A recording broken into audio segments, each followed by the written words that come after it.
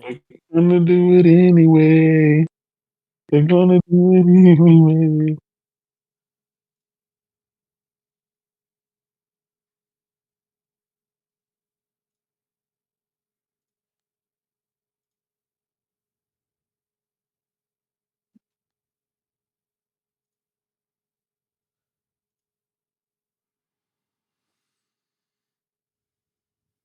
Oh, Gordon Breadsticks.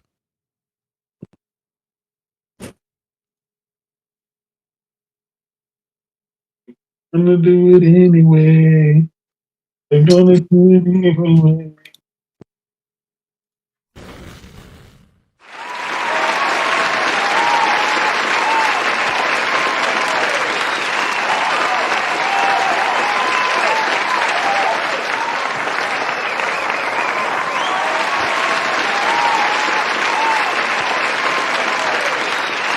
What is good? What is good? All right. Monday night Crossfire. It's odd, right? We moved the show permanently over to Thursdays, and everyone goes, I hope Monday's not taking over for Thursdays. It's not. It's not, but I had so many people, lots going on in the last 24 hours being like, Mooch, you got to do an emergency show. You got to do a podcast. They wanted me to do it last night. I said, we had a couple of Vinos by then. We couldn't do that, so we pushed it off to Monday, and I'm kind of glad I did because even more information trickled out. If you guys will, please hit that like button right there. Hit that subscribe button. Your name comes up in lights. And take a look at the description right above. That's that join button. Please do consider becoming a Mooch Maniac family member. That being said, I promised these guys we wouldn't do a 2-3 hour podcast, you know? And I appreciate the panel for being here tonight. So I'm just going to read their names off, and then I'm going to go right into it. So I'm going to say, shout out and welcome to the great J-Dub. You guys know Jez7780, the gaming grindhouse. Eric Jackson, the voice of reason. Craig, the tech guy, who's nonstop informative news on his channel, by the way, 24/7. Go over and check it out. Basement Radio Arcade Podcast BRAP, Wednesday nights, 9 p.m. And then also, this is a great honor. The great Crap Gamer is back on Crossfire. Crap, I got to tell you something. You know what? You can go ahead and say thanks, Mooch and Crap. You can say it all night long, Crap. We said it in 2017. No one listened. It's okay, but listen. Crap, great to have you on the show. I'll start with you because I know that, you know, you and I have been talking about this stuff. 2017, you know, the birth of Xbox Game Pass, and we were never allowed to talk about it. But we said what we said back then. And yes, Xbox definitely made some changes that made Game Pass a lot more tempting, for sure. But it never really caught on. It didn't do, I think, what they wanted to. Now, when you hear Starfield, Hi-Fi Rush, Sea of Thieves, now rumors are just, listen, things can get out of hand, so I'm not going to get out of hand. They're saying even Gears, right? Why the pivot now, Crap? Because, I mean, they were on a momentum going up, right? Well, I mean, first of all, let's go back because you know what's unbelievable on Twitter? I see people liking my tweets from 2016 where I said I was going to cancel my pre-order. No shit. People are like liking that tweet and going, "You were right, man. I can't believe it." Like, listen, the minute you can look at it, the minute they started putting things on PC, the console sales started to go down, and that's just what happens, and it'll happen, continue to happen. And here's the thing, the stuff that they did was self-inflicted, so they were forced to do that because people jumped off ship with the Xbox One DRM. You can't own your games, TV. So they screwed themselves into having to pivot, which wasn't what fans actually wanted, but there's always going to be people that toe the line and say, oh, okay, well, you know, fine, that's great. Because I remember people telling me it's going to end up getting us more games, and we didn't get hardly anything for a couple of those years, you know, even though the stuff was on PC as well. And then they did the Game Pass day one, and they're saying, okay, well, we're making money with this, and you're like, okay, cool. But the games are getting more and more expensive, so now it's like they did that to themselves too, right? Yeah. So, like, Phil Spencer's like, well, our consoles aren't selling, and you know our games aren't selling. You know what happened? Well, you put your games on everything first of all, and you know, and then you didn't have any games in 2022, or you know what I'm saying? And this happened in 2019 as well. No games. 2020 didn't really have any games. So they kind of did it to themselves with that. And so then when you look at what's kind of going on now, you know, you think that, hey, you know, they're finally getting it all together. Just like, you know, I thought, I'm like, hey, they're getting everything together. they're going to let Call of Duty and Minecraft pay for all this stuff because that's the thought process. That those games make so much money. They're on everything. They're consistently top bestsellers. So you kind of thought that would take care of itself. And I don't know any real Xbox fans that wanted Activision games to be exclusive or wanted, or really expected that, to be honest with you. I never thought that. So I was cool with that. I was like, okay, because he flat out said that the Bethesda deal was about getting exclusive games for wherever Game Pass was. Literally said that. That quote is real. So that's a legit quote that he said. So anything that happens after that is a direct lie. So we're starting to see some of these lies and stuff. And I've had people go to me, hey, well, what are you going to do now? You're a pro Xbox guy. Like, listen, the reason why, and they go, oh, people are acting so childish, or more people get to play the game, you should be happy. The people that are saying that aren't Xbox owners. They don't have 1,363 games digitally installed on their Xbox right now, like me. Okay, so they don't really have, in my opinion, can't really tell anybody else how to feel about that situation. So they don't got 1,000 physical Xbox games, with Microsoft quitting physical and probably no disk drive as well. So basically, kind of screwing a lot of people over right now. And it doesn't mean you're not going to go ahead and play your games, but why at this particular point would anybody feel comfortable buying an Xbox game, right? Yeah. Like, to me, it makes zero sense to buy one. Like, I would be, and I am worried about that, right? Like, if they can pivot so fast to, okay, from a year, okay, well, we're going to have exclusives and we're going to build up Xbox and we're going all in. And then it's like, oh, well, no, we're not going to do that now. We're going to, put everything on PlayStation as well.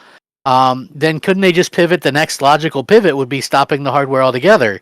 Yeah. And then once those servers are kind of down, and this is what I saw Jez Gordon tweet this, because the Larian Studios guy was like, I'm blown away by this, how this is controversial, more people getting to play the games, the typical PR bullshit that the people that don't play Xbox say, right? And Jez says it's easy to mock when they don't have digitally locked licenses in Xbox hardware. If the ecosystem dies, so does all the content and save files. Yeah, I have that here. Right? Yeah, that's the bottom line, right? Like it's easy to sit there and go, oh, you're being childish. Oh, it's more people get to play the game. Oh, it's this. Oh, it's that. But those are the people that aren't the Xbox people. Those are the people that are like the PC people or the PlayStation people or the whatever people, right?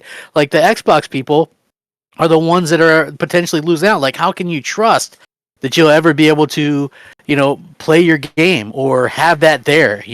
Like how can you ever trust that again? And then you see all kinds of rumors that, like, this will happen. Yesterday, in the morning, I had talked to somebody who had left Blizzard, and they had mentioned, oh, it's much worse than all these leaks and stuff like this, and they kind of went on explaining it. I said this on Twitter, and people said, oh, you're full of it. Literally later that day, this leaks all over the place that this is what's happening, because people were like, oh, it's just Hi-Fi Rush, it's just this. I'm like, I heard it was much worse than that. And, again, we see what Phil Spencer came back with today, basically didn't deny anything. Our vision, like, not gamers' vision or what you guys want, it's our sort of reminded me of Don Matrick, our vision of the future, Xbox One. I love how you changed your picture on Twitter and here to I mean, listen, and so and people go, oh, he's about to flip. It has nothing to do with Sony. Get that stuff out. Like, I have an Xbox. I'm like, this is what I'm going to game on for this generation. I have a PS5 too, but it's like, I think when you look into the future, why would you pick up Xbox if you could play both on a PlayStation? Right. I think that really kind of comes into play. But like for right now, I don't think particularly much changes for most Xbox fans. And I do think like a lot of people are content creators that are pro Xbox. They'll probably, because this is what I said on Twitter not too long ago, like what we'll probably hear, in my opinion, is that, going forward, they'll reiterate how they've always said that more players or more devices. They're going to totally ignore the fact that contradicts the exclusive stance that they've talked with ZeniMax and all this other stuff that they promised us, right? The hook to Xbox players is going to be Xbox Game Pass. Every game, it's going to be on Xbox Game Pass, and then it'll come to PlayStation every 6 to 12 months later. Yep. And there's also the new rumor of the possibility that Game Pass is losing day one games, and so the first party games will go into Game Pass at that 6 to 12 month period, the same time it goes to PlayStation. And they're also going to make some kind of spiel promising to continue support for and innovate hardware in the future and stuff like that.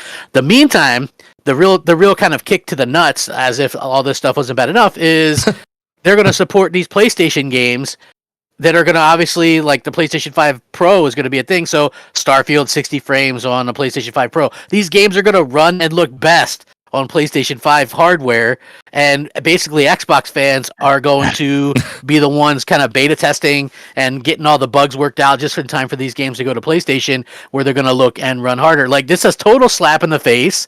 It is. It's just like, it's the biggest slap in the face that you can think of. So, do you think this is worse? And I want to hear what Jay's got to say on this. This is worse than 2013. They're not reading the room at all. Right. You had Sarah Bond, and I have no problem with her. Every day she's tweeting just blah, blah, blah, happy, happy, joy, joy, and literally thousands of replies under there. It's just like, aren't you going to talk about this? Like, let us know. You know what I mean? I talked to Phil, no comment. But everything, what Phil said to me directly was no comment, but everything that we've ever done is with Xbox players in mind. That was what I was told. So, personally, I think it's crummy. Sony is not going to follow suit with this. They're not putting anything on Xbox. Nintendo's not going to put anything on Xbox. It's a one-way street. Xbox fans get the old kind of screw job here. And to be honest with you, there is nothing. Like, people ask me, well, can they say anything? Can they do anything to and I think it's too late. Like, because of the 2013 stuff and now this stuff, who in their right mind would ever believe any direction? Like, the only thing, and I was talking to Tim Dog about this, the only thing that they could possibly do is clean house top to bottom, bring in somebody that people relate to and trust, maybe like a Peter Moore or somebody. Right? Like a game, and then just like really kind of set the stage right. Like, okay, here's how it's going to be from now on. We're not going to put these games anywhere else. Call of Duty will continue to be over there and this and that. But the future, this is, you need an Xbox to play this, and this is how it's going to be. Because let's be honest, man, like, it's so funny because so many people were obsessed with thinking that Xbox was going to go cloud, and they want to go cloud, or they're going to be an app. But if you look at what they said and what they're investing in right now, it's not cloud at all, right? Exactly. So what was interesting is, because you look to the thing, and I'm looking at the court thing from the FTC case. They said they decreased their investment and budget in xCloud. So their entire budget for 2023 for xCloud was less than $10 million.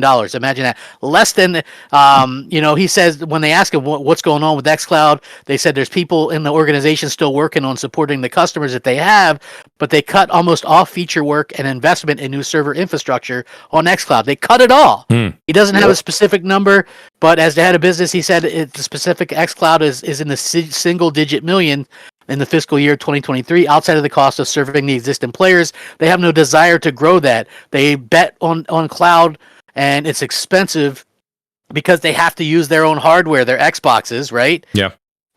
So they're not investing. So people that they're going to go cloud, they're not going cloud. They'll have that option there, but that cloud is not doing anything. They also said in the same court setting, 99% of the people that have tried xCloud are already existing console gamers or PC gamers that just used it here and there for, just to try it out or whatever. They're not using it consistently. So the cloud stuff is dead. They gave away all the rights to all their games in the UK to Ubisoft.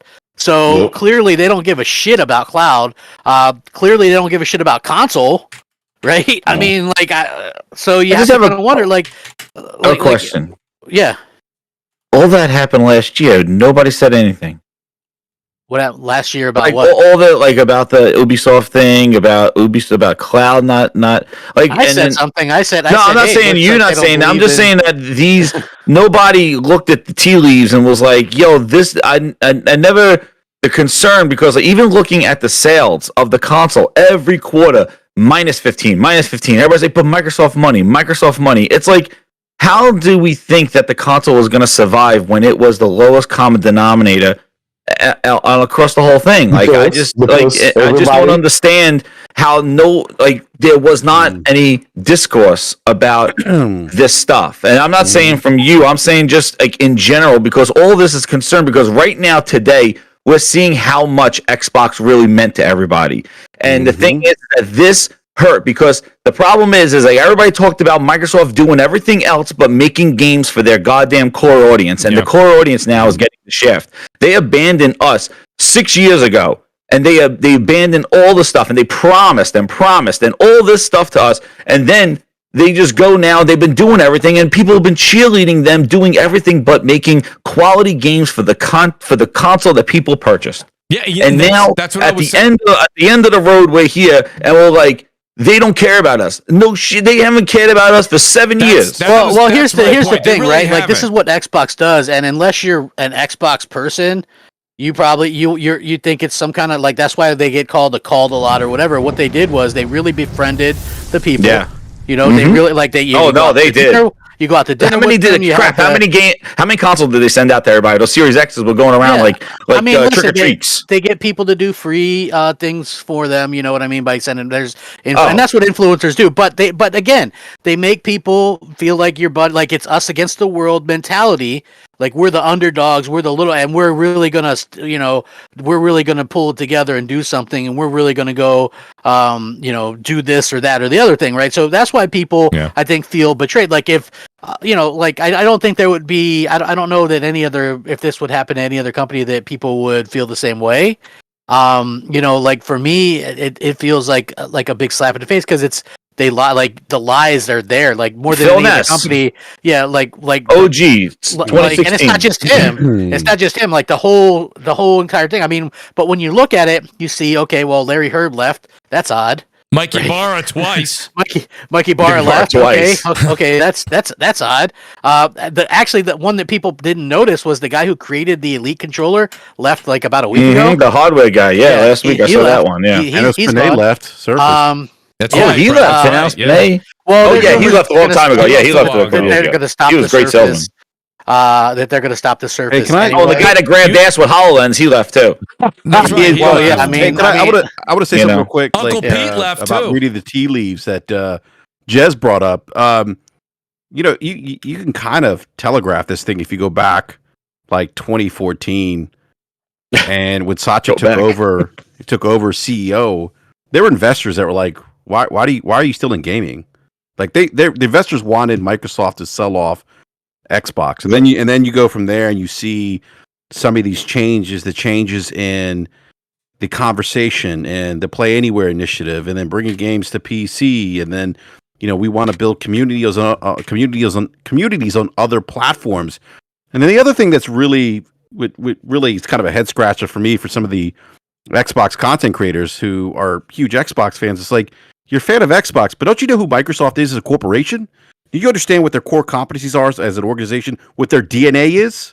Like, they're not a hardware manufacturer. And Xbox for a long time has been an underperforming business unit for Microsoft. So if their core competency isn't hardware, and Satya's thing is like, look, we want to bring our software to wherever the consumer is. Like, that's our mantra. That's what we do as a company. The Xbox doesn't fit that model. And then on top of that, it's underperforming. So at some point, like, something's going to give. They're either going to pivot and get out of the industry completely, or they're going to figure out, and if you go, someone mentioned Sarah Bond, there's an article that Game Logic posted in the BRAP DM from January 2022, and she lays it out. She lays out, and this, I'll have to tweet you the article, Mooch. I think I may have said it to you, J-Dub. This article really lays out the where they're taking the Xbox platform. And she basically says, like, the value proposition used to be the $500 purchase. It's not that anymore. And when I read that, I'm like, oh, okay. And it's about bringing games to people everywhere on every devices. But not only that, but other people don't realize it too. It's on the back end for Microsoft and what Microsoft does as a business. And Jay, you may be able to, you probably have some insight to this, just given what you do professionally. But Microsoft develops tools, enterprise tools, applications for companies, right? Yeah. They want to turn how the industry develops games and how they release games upside down in their favor. They want to be the middle man between the consumer and the developer. By them saying, hey, we want games on every device, that changes how games are currently developed today. Sarah Bond in this article talks about that. Hey, like, the current industry doesn't develop games like this. But we, Microsoft, we want to work with developers. We want to democratize game development where everyone has equal footing in video games, and their voices, their creation can be heard. So that favors Microsoft. That actually is the strength of their business. And so when I read this is last year, I'm like, all this makes sense. And if you actually pay attention, you understand Microsoft does as a business, you could telegraph these things. And you listen to what Phil said, and you look at the acquisitions. And I know some of that stuff they said, we're going to keep some exclusives. I think that's probably more PR stuff. But I mean, that's a lie. In other words.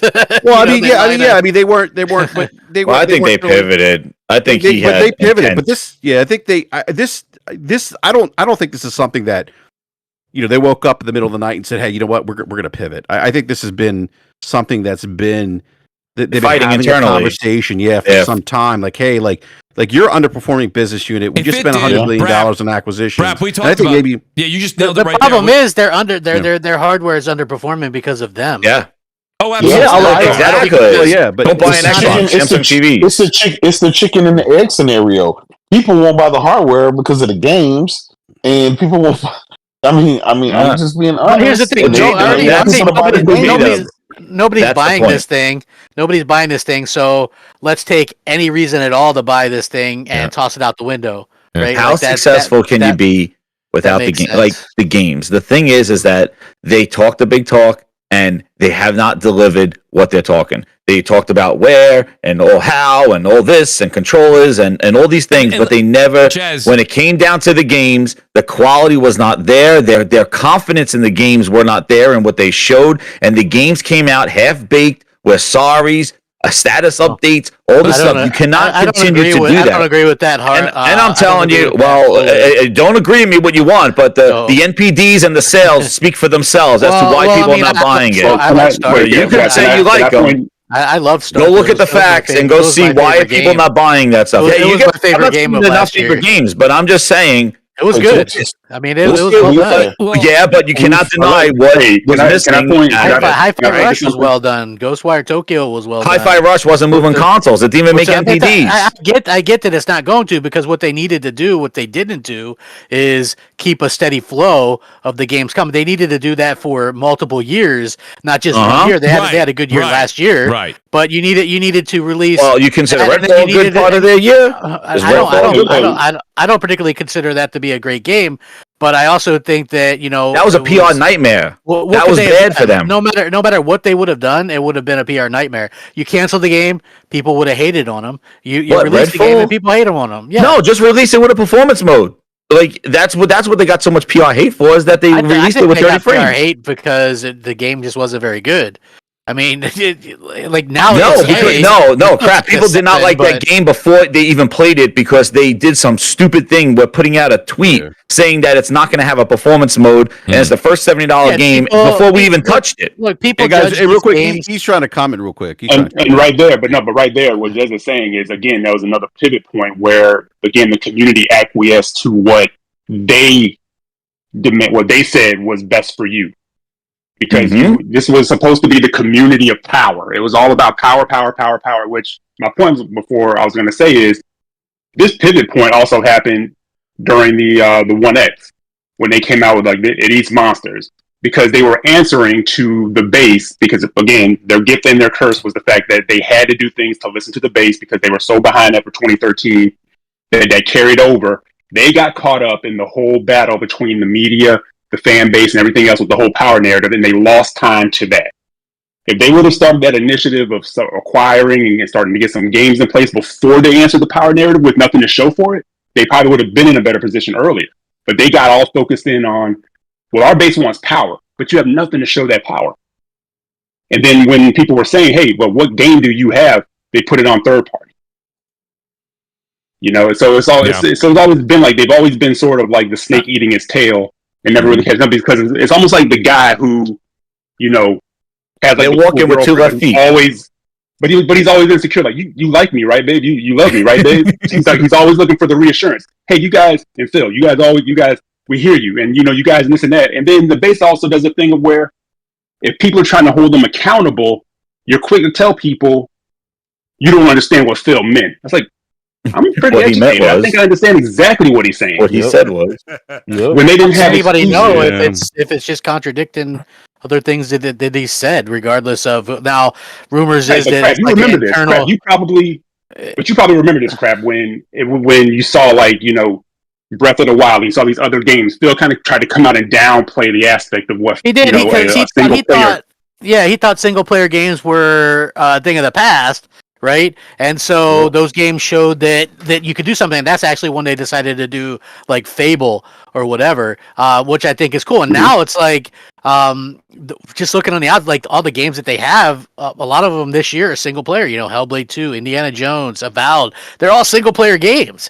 So to me, they really they weren't that same old Xbox anymore. So you really tend to believe this stuff because when they originally came out, he's like, well, we had to fix the live, then we had to fix the hardware problem, which they did. Like One X, hell of a console, probably go down as one of the most underrated consoles of all time. That thing was really an awesome thing, but they didn't support it with any software. So, that was like unfortunate. And then the Xbox Series X, great console, but there's been gaps with the software. It's like, okay, well now there's no software, and again, a lot of people didn't feel like it was a big enough change. They kept the same dashboard, same controller. The one thing that we're all beating around the bush here, me and you said it a long time ago, and I think even you guys have all iterated it tonight on the panel, yes, of course it was the lack of software. It was the years going without games. It was the messaging mix-up. But at the end of the day, once you start and this is why Sony and Nintendo don't do it day and date. The day and date of putting your games on PC, That was the beginning of really the end of the Xbox brand. Yeah, well, I said that. Yeah, people.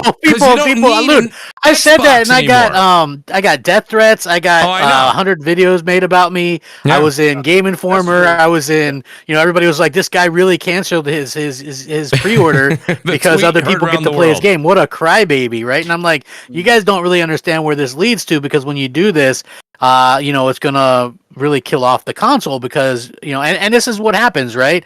Like, and I had today, it's so weird to me, like I had multiple people bring up what the hell is that, Steam Deck? Steam Deck, yeah. They're like, well, Microsoft sees the Steam Deck, it's so successful and it has PlayStation and Xbox games on it, and they want to be like that. And I'm thinking to myself, the Steam Deck fucking sold 3 million units, that's it. The Asus ROG or whatever that is sold 500,000.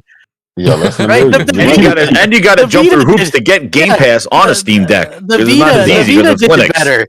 The Vita did better. So how is that something to look at and go, okay, that's successful? Like, I don't see how you could look at this and go, okay, well, the smart thing to do is no doubt, dude. They will. The 12 degrees of Phil Ness.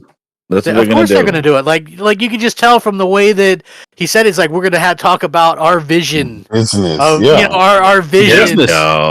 It's a business meeting, dude. It's not a gaming celebration. It's a business meeting. Yeah. Anytime somebody brings up the word business inside of a gaming topic or something that has nothing to do, that's when you know it's about to be about money and nothing else. Feelings. It's a business. They don't care about anything else. I mentioned this. I was part of Tim Dog. He did this crazy Twitter Spaces with thousands of people in there, right? Yeah. And it's so crazy. And I mentioned this, right? I said, what's funny is Xbox had a very good year last year. Game wise, everything wise, but especially towards the end of the year and even this year, they've got way more games first party active for first party than PlayStation. PlayStation seems to be stuck in neutral or something with their first party right now. Kind of rebooting or whatever. They wanted to go with games as a service and that fell apart, and now they're doing something else. Who the hell knows? But nobody's talking about this stuff, right? Nobody, actively, people should have been talking about how poor PlayStation was doing in terms of not being able to get games out, and they had canceled Naughty Dog. They wasted Naughty Dog basically for an entire generation, right? We won't get anything new from them probably this entire generation. So let's not talk about any of that stuff, because guess what? Despite Microsoft doing well and Xbox doing well and having games and this kind of thing, we're going to talk about them possibly going third party. This was the entire talk for months and months and months, and even now it's like, okay, Sony might do another fucking remaster, an Uncharted remaster, and a Last of Us 2. How many fucking remasters can you put out, right? Like 12, 13, 15? I don't know. Ask Microsoft, where's the Marcus Phoenix remaster? Because people have been asking for that for goddamn 3 years. I guess they don't want to do it. So I don't, maybe it's for the PlayStation to get a quarter to catch everybody up. But anyway, I digress. What I'm trying to even if Microsoft made remasters, I would say at least they appreciate their IP. Jesus, they haven't done that shit. Voodoo Vince so obsessed with the Microsoft stuff that it really took the heat off. Like Sony could do whatever they want, and it's like, that's kind of crazy to me that actually happened. But by the way, I see a lot of people in there go, "Oh crap, flip flopping." Like, there's no flip flopping. This has really little to do with Sony. It's not like I'm gonna go, let me go fucking boot up I have a PlayStation. I've had one since launch. I'm not gonna go, let me go boot up my PS5 and play it, man. I don't got 1,363 games in my PlayStation 5. I have 1,363 games on my Xbox. So, you know what I'm saying? Like, that's there's no fucking flip flopping. There's no. Hold on. What exactly is this announcement they're going to do next week? Because I've got a major guest possibly coming on my channel in a couple of weeks. It's supposed to give more depth. So I understand what people are talking about here, but people need to go back to the announcement when Microsoft, with everybody that was up there, maybe not Sarah Bond, but Microsoft said, what if you can play any game you want on any platform, anywhere at any time? And I just asked an open question. Well, what if that platform is a Nintendo console or a PlayStation console? What are you guys saying? I do agree with the sentiment that this is kind of sad because with the 360, my favorite game is Mass Effect in that series. That Microsoft published that. So I hate to see this happening. If what's happening is what's being reported. So, well, you know what else Phil has said though, real quick. He did an IGN interview a couple years ago, and this was when Ori and Ori 2 got ported to the Switch, and he said he hates the idea that people worry or are concerned about what games are going to get ported to the Switch or whatever console, that they should do better and respect the fans more and things like that, right? So that to me was always like, okay, well, you have this direct lie too as well. It's like kind of crazy to me. How is it a lie if just because in the year 2018 they may have had a set vision for the next 2 years, but if it doesn't pan itself out, it is okay. And every company does this. They will change course. Well, that's why. Well, you let people know. They'll let us know next week. Announcement. Yeah. Listen, how fast they let us know. They let us know they're putting everything on PC. But it's like this. Like, and the thing is, people that are kind of celebrating this don't really understand, or they think, well, more people get to play the games. Whoop-de-doo. Like, it's not just that, right? You already see developers go, what would be my point in putting my game on Xbox at that juncture, right? You lose even more sales, you lose even more, and then even if they do a next gen console, it'll probably do worse than the Wii U. No third party devs, hardly any third party devs are going to support it. So a lot of the Xbox going to drop this gen. The third party developers are going to. That's why they're buying all the publishers. Again, they're a third party publisher now, so for them it's like they don't care about whether. It comes to EA now. Absolutes, but they're not looking at this. I don't think from the perspective of we're a platform owner and we need to attract third parties to our platform. I think it's just a matter of hey, we're a third party publisher now. Our job is to put games on as many devices as possible. Right. And Raph, just to add to that too, like when they were talking about the consoles and stuff, and I was like, I went back and watched some of the old E3s and things like that, and I watched the Xbox Origin stuff, because like what J-Dub was saying, like it is kind of like this is like an end of an era right now. And going back and listening to that stuff, it was all about their partners and bringing partners and telling about sales of their hardware to attract partners to release content on their hardware. But you're right, I think they have purchased so much now content. They really don't need to rely on partners for a platform. They are, they have enough now they need to distribute it out because they're a publisher now.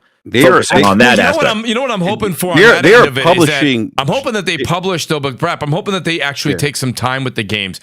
The one thing about, and I know a lot of Game Pass, you guys know I'm not a huge Game Pass fan, but a lot of people are out there, and if you enjoy it, that's fine.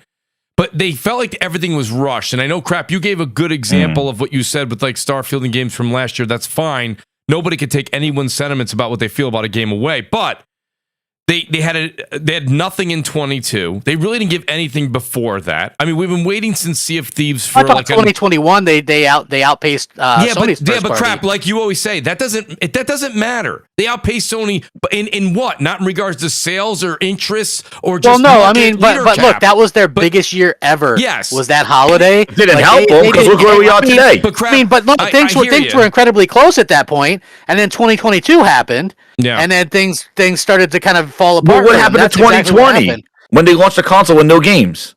Well, they launched the console with no games, and we also... So 2021 was the shit that was supposed to get in 2020. No, we were then 2022... I understand, but it's the same reason why Sony didn't really have much. I get that, but it's the same reason why Sony doesn't really have any first-party stuff this year. And but Sony is still making partnerships to bring exclusive content to the platform. Microsoft's not even doing that. Yeah, and again, that's because of the fact that they don't have as self-inflicted. And whose problem is that? That is their problem. That's Microsoft's problem for not doing that.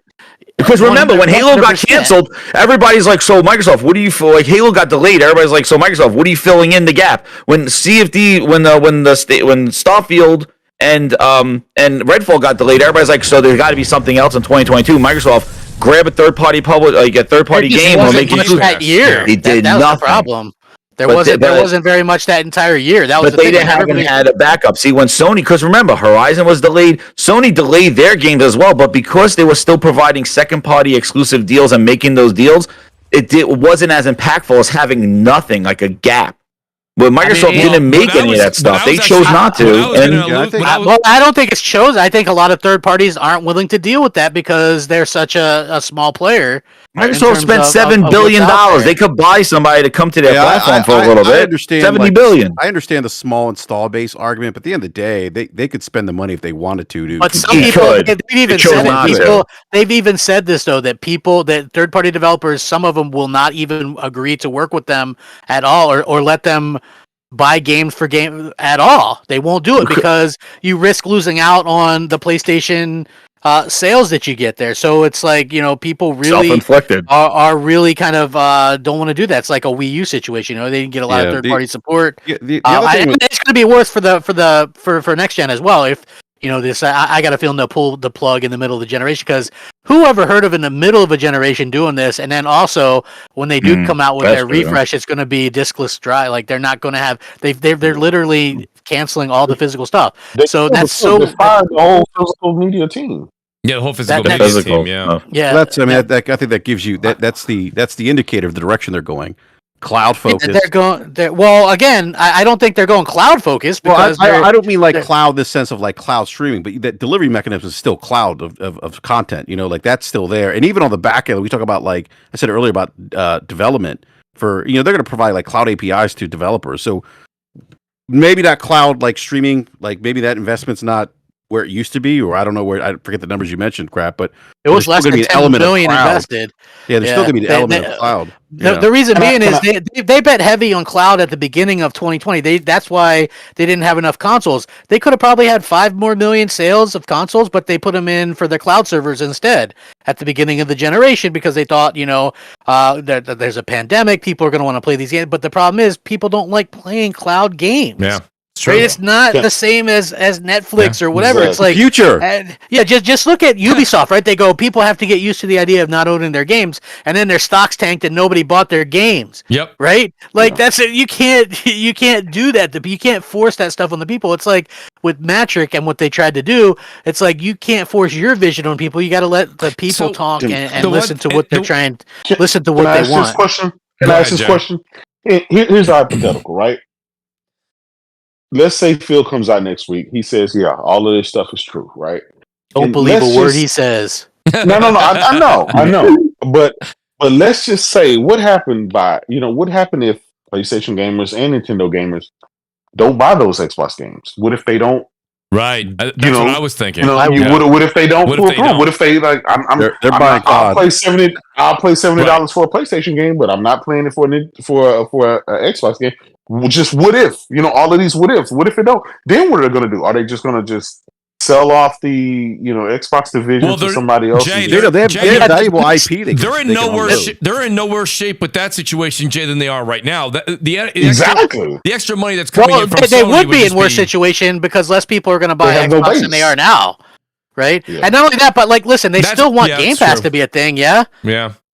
They don't if they were to just stop Xbox right now, whatever the 20 plus million people on Game Pass on Xbox, they lose all those subscribers, right? But I can't imagine that people are going to want to stay subscribed to that and stay with Xbox when you can just like they're banking on this, right? Because they're a metrics company. They're banking that people's digital libraries. The same reason why people won't switch to Xbox now because they built up digital libraries on PlayStation 4.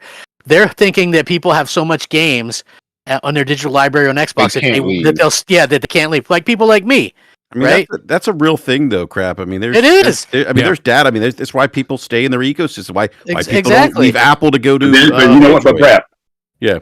BRAP. That's what we talked about too. When people were out there talking about this ABK deal and what Call of Duty was going to do and it was going to bring all.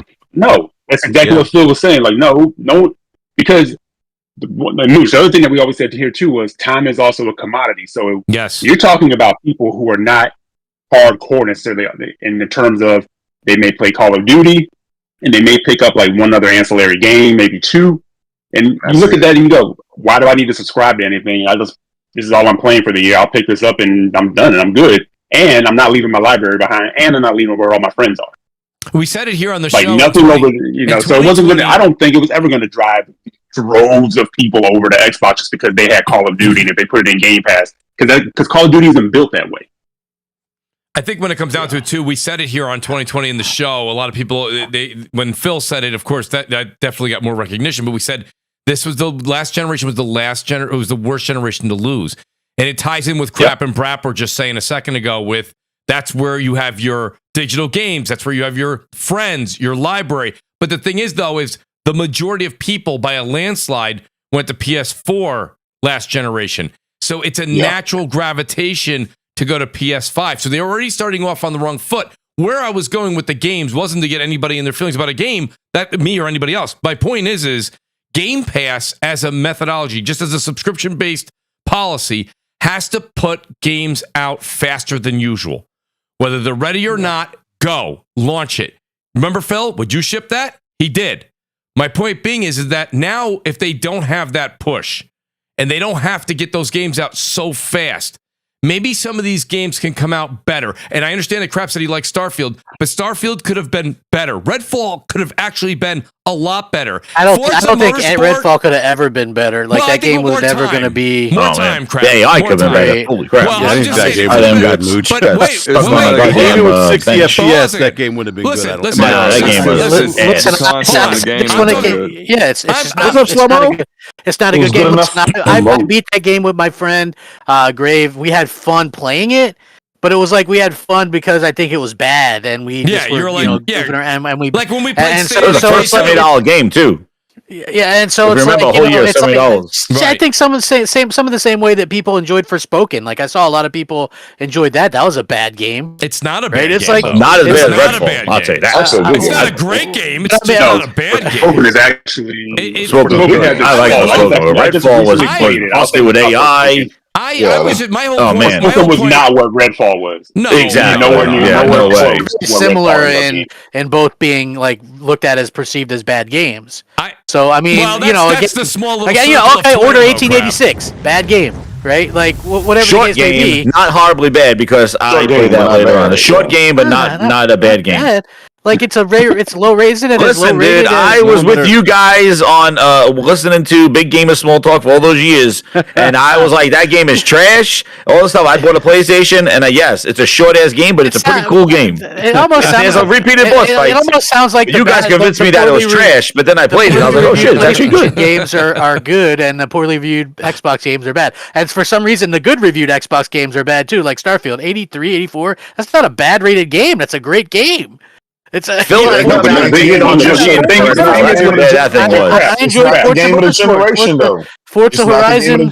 Yeah, I think they hurt themselves. I think they hurt themselves a bit with that, with the slogans and the propaganda they ran with. They never like. I mean, give me a break though. They never. When did they ever say it was the game of the generation? They said it's going to be. Wait a second. Whoa, wait a second. Sarah Bond said this was the most important game actually on stage. Who did?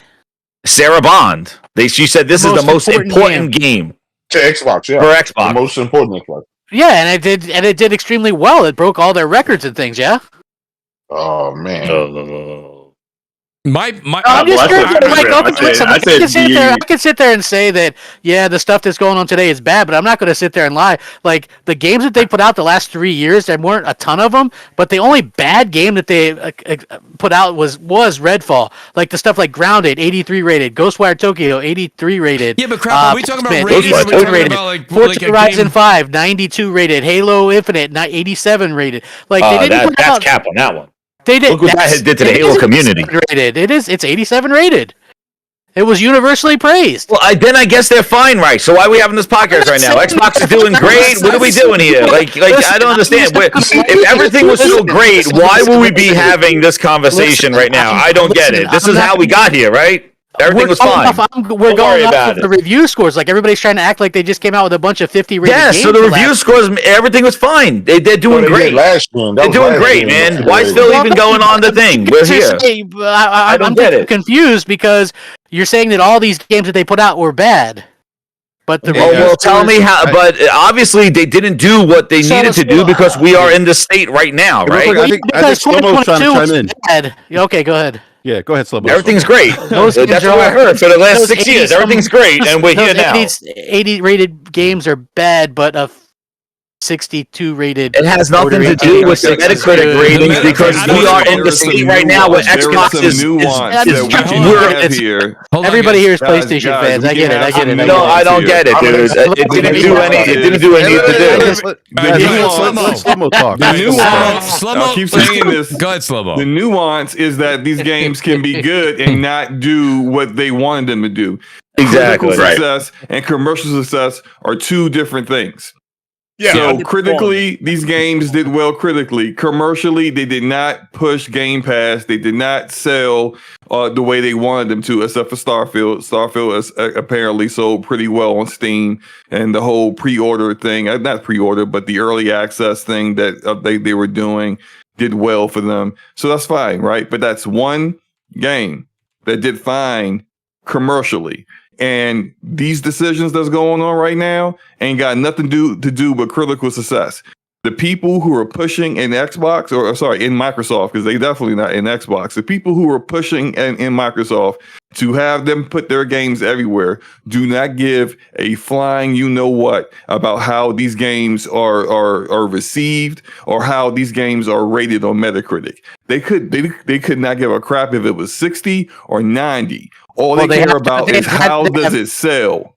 They have had to have talks about a good game is going to sell better than a bad game. So if you put out a bad game, it's not going to sell. Metacritic necessarily doesn't always mean it's a great game. But at the same time, you're sure they want it to be critically acclaimed. But what they really care about is the return on investment, the sales. Yeah, there's a lot of those really care about. You know, what is it called? Cannes Film Festival, or the Cannes Film Festival? That has a ton of awards that go to all of these great movies. These are movies I couldn't pay you guys to sit down and watch.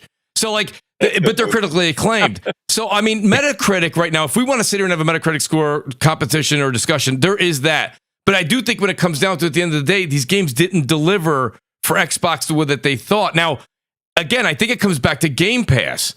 Game Pass is something that they thought was going to work, and it seemingly isn't, right? We don't know. They don't say anything, but we haven't heard a number since the estimated 30 million now, since 2017. So I guess officially 25 million 2 years ago. 25 is the official one. Yeah. I don't know if the 30 is the official. I thought it came out of one of the core. Oh, you throw in core. You throw in core, which in the court documents was 14 million. Phil confirmed 25 million. That was the last number that he confirmed.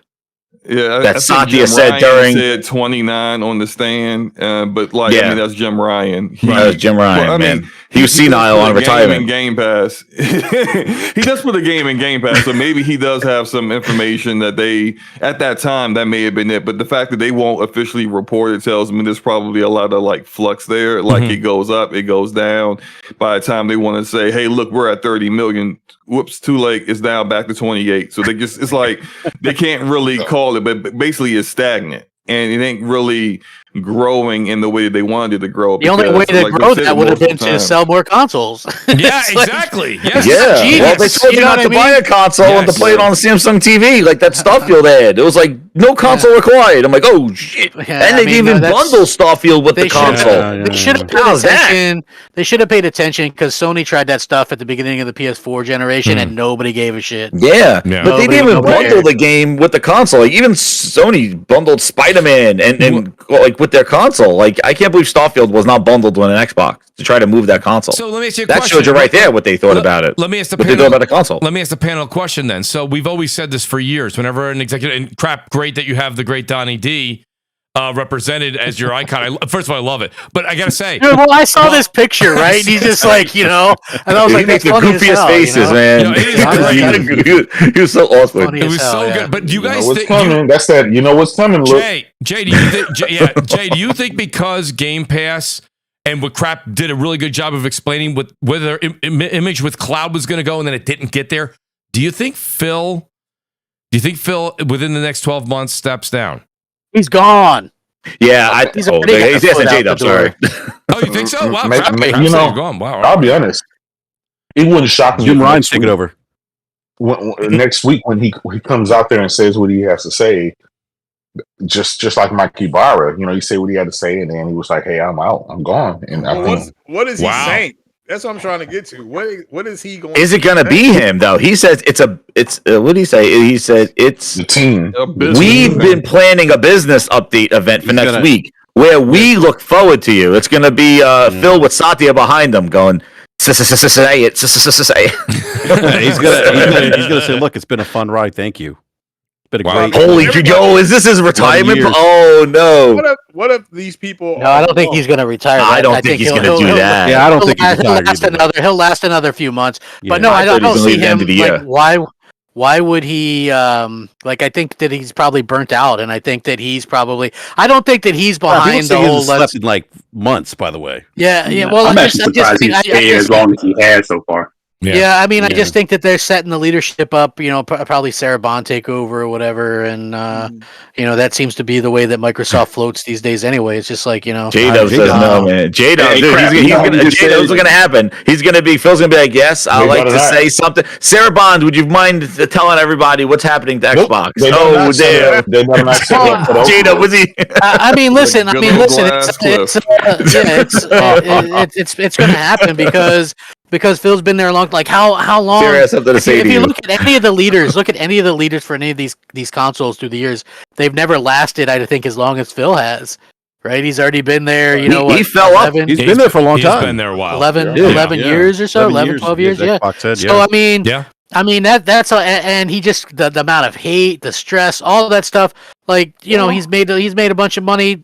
Go do something else. Like obviously, like this is the thing. He came up with the and I don't think he's a horrible person, but you've got these people over you, the corporate people that basically dictate what you have to do. And so I think realistically, when I thought this in 2014, and me and Mooch talked about it in 2015 when they closed 5-6 studios, canceled 3-4 games, I said they might be getting ready to close the doors on Xbox, and they were. Right, they said in that Xbox On thing, like they were about to close up shop, but then Phil came up with the idea of a service because Satya is a service guy, and that sounds good, right? And so that's what they did. Again, like Tim says that they're kind of out of money in terms of they need to, like, what I heard anyway was rent was due as well, but again, who knows? Like we'll have to wait and see. But obviously they just became the world's richest company. Like, but Xbox has to hold its own. They can't.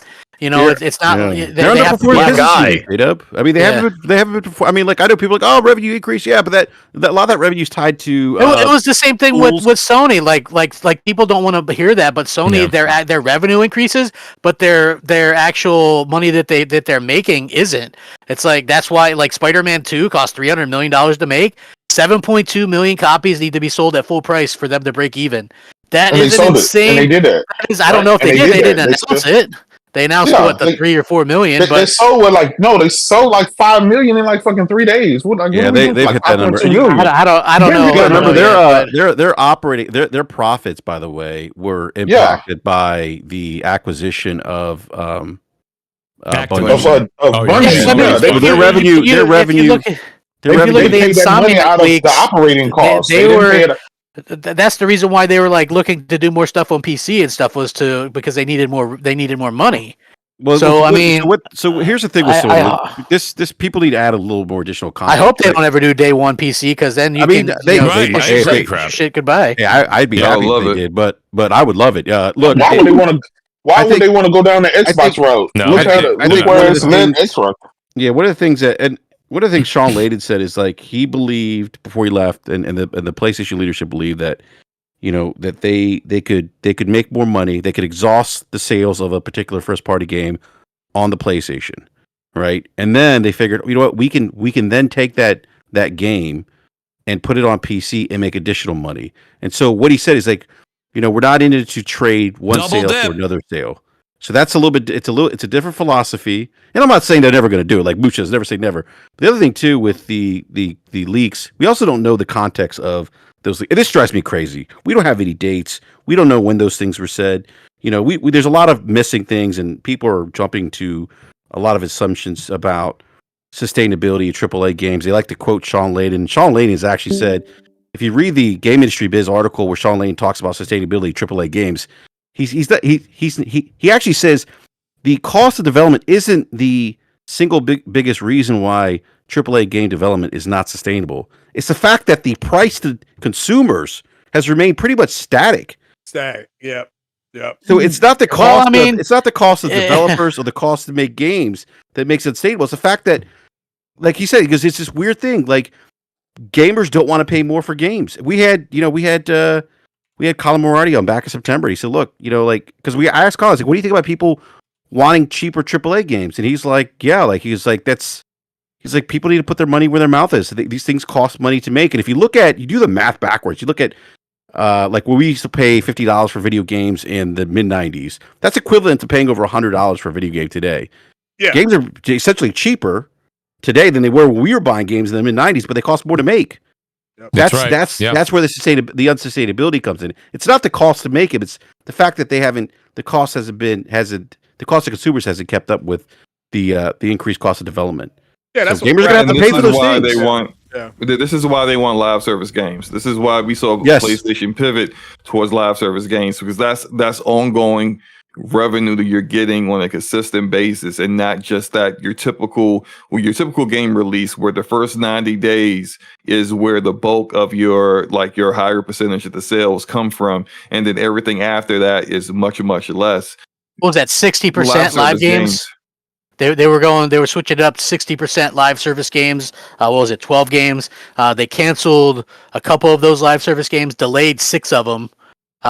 So I guess we'll have to see what happens. Yeah. But it's like that's a weird kind of thing. I think they're banking on having like one really make it. If one really really blows up, it makes it all worthwhile at that point, because then that one game, on a revenue basis, can sustain the development of your other games that you want to put out. And sure, like I think it made sense for them to delay those games, because you don't want to just throw anything at the wall and it not be as best quality as possible. So sure, go ahead and delay that and make sure you got the content, make sure that you have the resources for these developers that are going to need in order to make sure that they can support that, because you can have a game that can pop like Multiverses did in the beginning, and then afterwards, it's like in a year, it's already canceled. And is it done because they didn't have any kind of actual planning of how do you support this going further? I mean, I can't stand Bungie, but that's why they acquired Bungie. Because Bungie could be like, hey, yo, this is a great idea, but in 6 months, ain't nobody going to play this. Because you have nothing to follow this up 6 months later. You need more. And so that's an idea that like a lot of them didn't really have when they were making their planning and developing their game in pre-production. And I think you gotta go back to the drawing board, fix some things, figure it out. I think that's something that Microsoft understands how to make a live service game. We see it with Sea of Thieves and Grounded. But at the same time, it's like when your core community is so small, and even though you have good live service games, but the majority of the support for those live service games comes from PC. Like Sea of Thieves is big on PC, That's your other games that you do really great and have big communities. They're PC driven. SloMo, do you think when it comes down to it, the Xbox news that's going to launch, and this is all hypothetical, folks. Remember, keep that in mind here. We don't know what they're actually going to announce. There's definitely clear signs that they've always come out 24, 48 hours later and said no to anything that has been a wild rumor. They didn't say no. They said they're going to show us a new business plan. So that being said, though, SloMo, what is actually more detrimental to, like, I mean, Crap's a really good example because Crap said he's got 1,300 games. Like, there's a lot of people out there that have been in the Xbox ecosystem for a very, very long time. SloMo, is it worse that they're putting their games on the PlayStation, or would it be worse if they announced the change in strategy to Xbox Game Pass? Because right now, everyone that bought an Xbox Series S, I shouldn't say everybody, never speak in absolutes, but majority of people that bought an Xbox Series S and X. Hey, Mooch, real quick, when you say they changed the strategy for Game Pass, you mean not going day in, day on Game Pass anymore? That's right. Well, it's twofold, right, SloMo? So it's either that or, like we were saying, we've said it on the show a number of times, SloMo, you were here. I said I even heard rumors a while back that the Call of Duties would be, in fact, in Game Pass, but you'd have to be on the highest tier. Okay, so you'd have to be on Ultimate, and I can bet Mooch, I'm going to head out. Oh, hey, cheers. Thank you guys so much. The Gaming Grindhouse starts right now. Gaming Grindhouse, appreciate that. Yeah, I got to open up. They're knocking on the door, dude. All right, I'll be over. That's them. I got to go. Jez. See you guys. Yeah, crap. Mooch. Yeah. Okay, so just real quick, the whole rumor thing about the thing. Okay, so the guy who brought that up is the same guy who leaked the Xbox Showcase stuff before that, and he said that this was before we knew what was going on. He said Indy was going to be first person, and that Troy Baker was going to voice him. Okay. And in that same post, he says Xbox is basically going third party, Starfield's going to PlayStation, and that Microsoft would still keep doing hardware, but they were going to like source it out. Outsource it or whatever. Okay. And Jez kind of corrected and said that sounds like that maybe the Xbox, the portable thing that they're going to be working with, right? Okay. So this is the same guy that said that, right? Said that not only is PlayStation and Nintendo not getting Game Pass, but expect major changes to both Game Pass support and day one launching into the service in the not too distant future. Turns out giving away games is indeed expensive. So go figure. No one should be surprised by that last point that Crap just said, because Bobby Kotick said the same thing. Strauss has been saying that forever. I think it's like okay, so like who was it that said so you get the first 3 months of a game it sells well and you get that $800 million or whatever, and then it goes down to nothing and you never really get a bump again. If you had enough subscribers and you were making then you keep that amount the entire time. But I think it's just too much of a crapshoot. Crap, can I ask you a question though? But what you just said is what Sony does a lot of times. They sell it, and then once it doesn't sell, then it goes into PS Plus or something later down the road. That's but it's like so a lot of people in Starfield, they're like, okay, well they got Game Pass for that month or whatever. You know what I mean? Yes. Like, and so that's really kind of that's crummy. I will say this about Xbox, like a lot of Xbox fans. I'm an Xbox fan first and foremost. I had no problem buying a PlayStation to play PlayStation games. Yeah. Like, I've seen the vitriol from, like, the hardcore PlayStation fans who will absolutely refuse to buy an Xbox to play Xbox games. Because there's no reason to. They just will not. Well, they're not PC guys either. But they might want to play Starfield. They're like, man, that Forza. You know how many people I heard say, I would love to play Hi-Fi Rush. I would have loved to play Forza Horizon. Here's the problem, Crap. Exactly what you just said. Microsoft don't have games that they deem worthy of going out to spend $500 for, versus the reverse effect. Xbox guys, they would want to play a fucking God of War Ragnarok. They would want to play a Spider-Man. And I did play that game, but absolutely. And I did play those games, but again, you did have people, and I see it now. How can you sell me on Redfall? How are you going to sell me on Starfield at 30 frames? How are you going to sell me on these not Redfall, but I mean, look, Starfield. I mean, how are you going to sell me on that? PS5 is still going to be. How are you going to sell me on Halo Infinite? Right? I don't think that type of game is for PlayStation players. No, I know. I'm just asking you, right? Sell me on a Xbox Series X or S. Well, PlayStation fans like single player stuff, right? I mean, Hellblade 2, isn't that something that would appeal to a PlayStation gamer? We had the guess what, Crap? Yeah. We had the first one exclusive. I mean, y'all like RPGs. We didn't play that. We didn't play that because I did see a lot of people say, "Hey, you know what? Avowed looks good. South of Midnight set that looks good. We hadn't seen gameplay for that. We hadn't seen gameplay. Yeah, but I mean, listen, I've heard people say, "Hey, that game looks good," or Avowed. They're it kind of looks like a Skyrim type thing. So I've heard people say, we got Grand Blue Fantasy, right? Relink. That's right now. I don't know it's the number one game right now. Plays best on PC, PlayStation and PC. Plays best on PC. Right. But does it play best on your PC? Oh, absolutely does. That's my new line. I typically run away PC. I got a 49. I'm good with that. Yeah. No, I'm saying that's how I typically run away on Twitter. A lot of PC guys because PC guys. Because I know you guys. Obviously, I'm being facetious, but the guys always talk about, this coming to PC. Your PC. It's like, okay, what does your PC play it? You got a 1060. And then they'll be quiet. Exactly.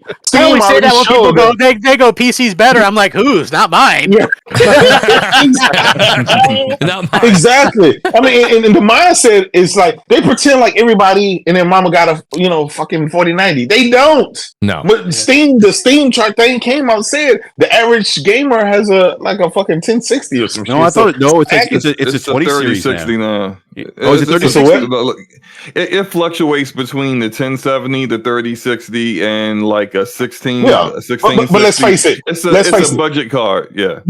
Let's face it. Most gamers on PC are gaming with Intel integrated graphics, right? They're playing those games like Sim 4, like my daughter on her MacBook. She doesn't care. Like, let's face it. There's more of them than more of the people who spent $300, $400, $500, $600, $700 plus specifically just for a GPU alone. So I mean, by far. I mean, if you look at the Steam charts, the 4090 is less than 1% of the people who are polled. Exactly. My 4080, and you add the 4080 Super with the 4080, same thing. With 1%. But there are 200 million PC gamers, and all the guys that you hear like on Twitter talking they got at least like a 2080 or something. Like they don't have like the top of the line, but they ain't got the potato though.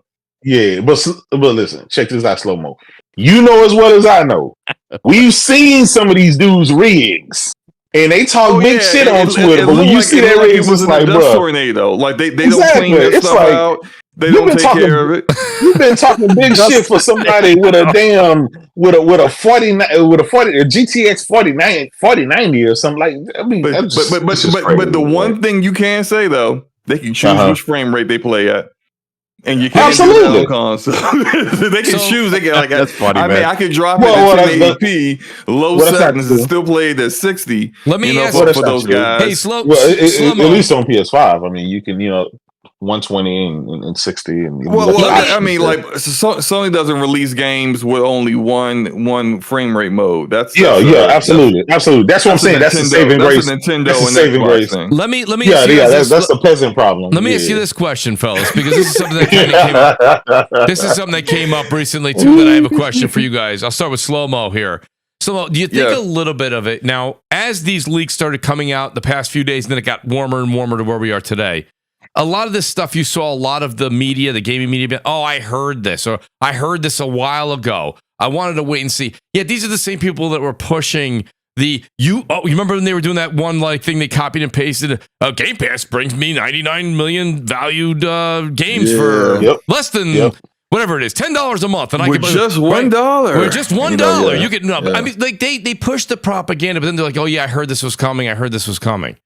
And I'm sitting there and I'm like, this was the misleading nonsense we got from 2019 at the reveal at the Game Awards till yesterday. And now everyone's like, oh yeah, I heard something about this. This is like, is the gaming media, do you think at all, or like any of the bigger, people who have like 400,000 subscribers on YouTube, do you think anybody is like a bit responsible for some of this, like letdown on the Xbox side? I would have been if I was following along, being like, well, these guys are in the know. I'm going to listen to them. I think to a degree you have a very good point. I think gaming media is more like access media for a lot of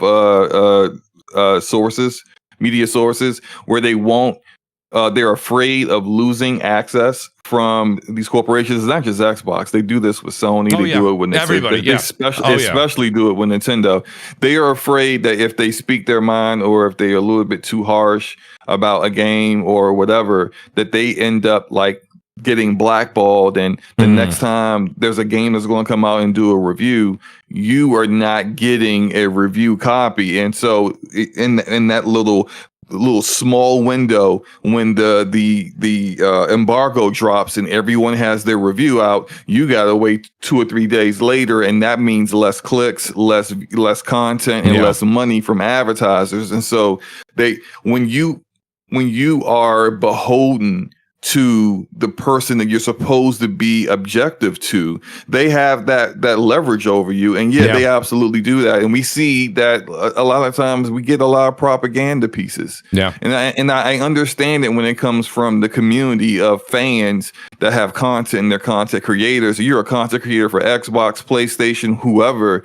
Yeah, you're going to fight for your side. So I when I come to your content, I know what to expect. But when you call yourself games media, I have a different expectation for you. And my expectation for you is some kind of professionalism and not necessarily a propaganda piece. Don't come out here doing a preview of a game and talk about all the great things about it. And then when the review comes out, you're being far more critical of things that you could have told everyone about weeks ago, but you decided to decline to speak on those things. That looks suspect to me. Yeah. To your previous question about what I think would be worse when it comes to Game either Pass. losing day and date or in Game Pass or the exclusives, losing the exclusives is far, far worse because people would get over having to buy their games again. But the platform is still important at that point. That's interesting. That. If you brought it back to like say it'll be in Game Pass in 6 months, people have a choice. Do I really want to play it right now? Or can I wait 6 months to play that later? Regardless, you have to buy that game, and that might actually push a little bit more sales for these titles. But when you make it third party, now your platform is useless. It's pointless. The PlayStation, and they're very good at marketing these things. They now can, and we saw it with This Is How We Share Our Games. Let them do this and we'll see what PlayStation does. It will be PlayStation, the only console you need. Yeah. And they will list all the games that they have that's exclusive to them and Xbox and games. The ones that are coming to the console. What can they say? Yeah. So it'll be a completely true marketing campaign. So there's been like Crap said, the guy who leaked it, who's a semi-credible source here about the Game Pass stuff. What about day and date? Will Xbox step that back and not do that or do a staggered release on? I always said the same thing. Do a 6-month, 12-month release on PC after the console gets it. Will they do that as well or no? At this point, they're just going to make their changes to Game Pass, move forward with that, keep day and date. Their only growth for their ecosystem is on PC. That would just be hindering that growth there. Like Game Pass has been stagnant on consoles for forever. Their only growth is on PC Game Pass. If they did that, they would be just shooting themselves in the foot. That's the only growth they are getting. And Mooch, there's that rumor too that they may like the day and date stuff may be in a like higher tier that costs more money for Game Pass. I think honestly, even though a lot of people don't want to hear this, that's probably the best move for them than to remove that altogether. And that Call of Duty won't come to Game Pass apparently. I think that's not going to be like a day and date type thing. Again, that's the other rumor that I heard. saw that as well as, and then I heard this is going way back, way before any of these rumors came up. That Game Pass, it may be offered, but on the highest tier.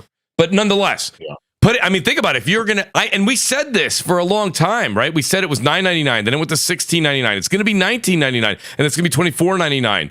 The Ultimate's originally going to be $29.99. And if you say no, look at your favorite place you're streaming your other media. They're going up every single year, if not every 6 months. The other thing is that Game Pass, we've said this on the show over and over again, but of course, nobody wanted to hear it and it was made fun of. That's fine. But like we consume media differently. You want to go and say you're going to watch Breaking Bad this next weekend and you're going to stream it from Thursday and finish all 5 seasons by Sunday? Kudos to you. But there's new games coming out all the time. Not all of them are in Game Pass. So you'll go buy a game. You'll play that game. These games are all 40, 70, and if it's a games as a service, it's 200 hours. You don't have time. People are like, Mooch, are you okay giving up the 200 games in Game Pass? I'm more than happy giving Mooch, up how many hours do I have in Baldur's Gate 3, Mooch? You have 300 hours or 400 hours in Baldur's Gate 3. Too many hours. SloMo goes play something else. Right? Yeah, I've been trying to tell him to play something else for forever. I know. I love that you're saying that. But I mean, realistically, there's only so much time in the day. Most of the games that are in Game Pass are games that I already own. I passed on purpose because I didn't want them. Right? And then there's like that 10, 15% that does intrigue me. But there's new games never stopping to come out that I'm buying third party, some of them PlayStation, some of them Nintendo.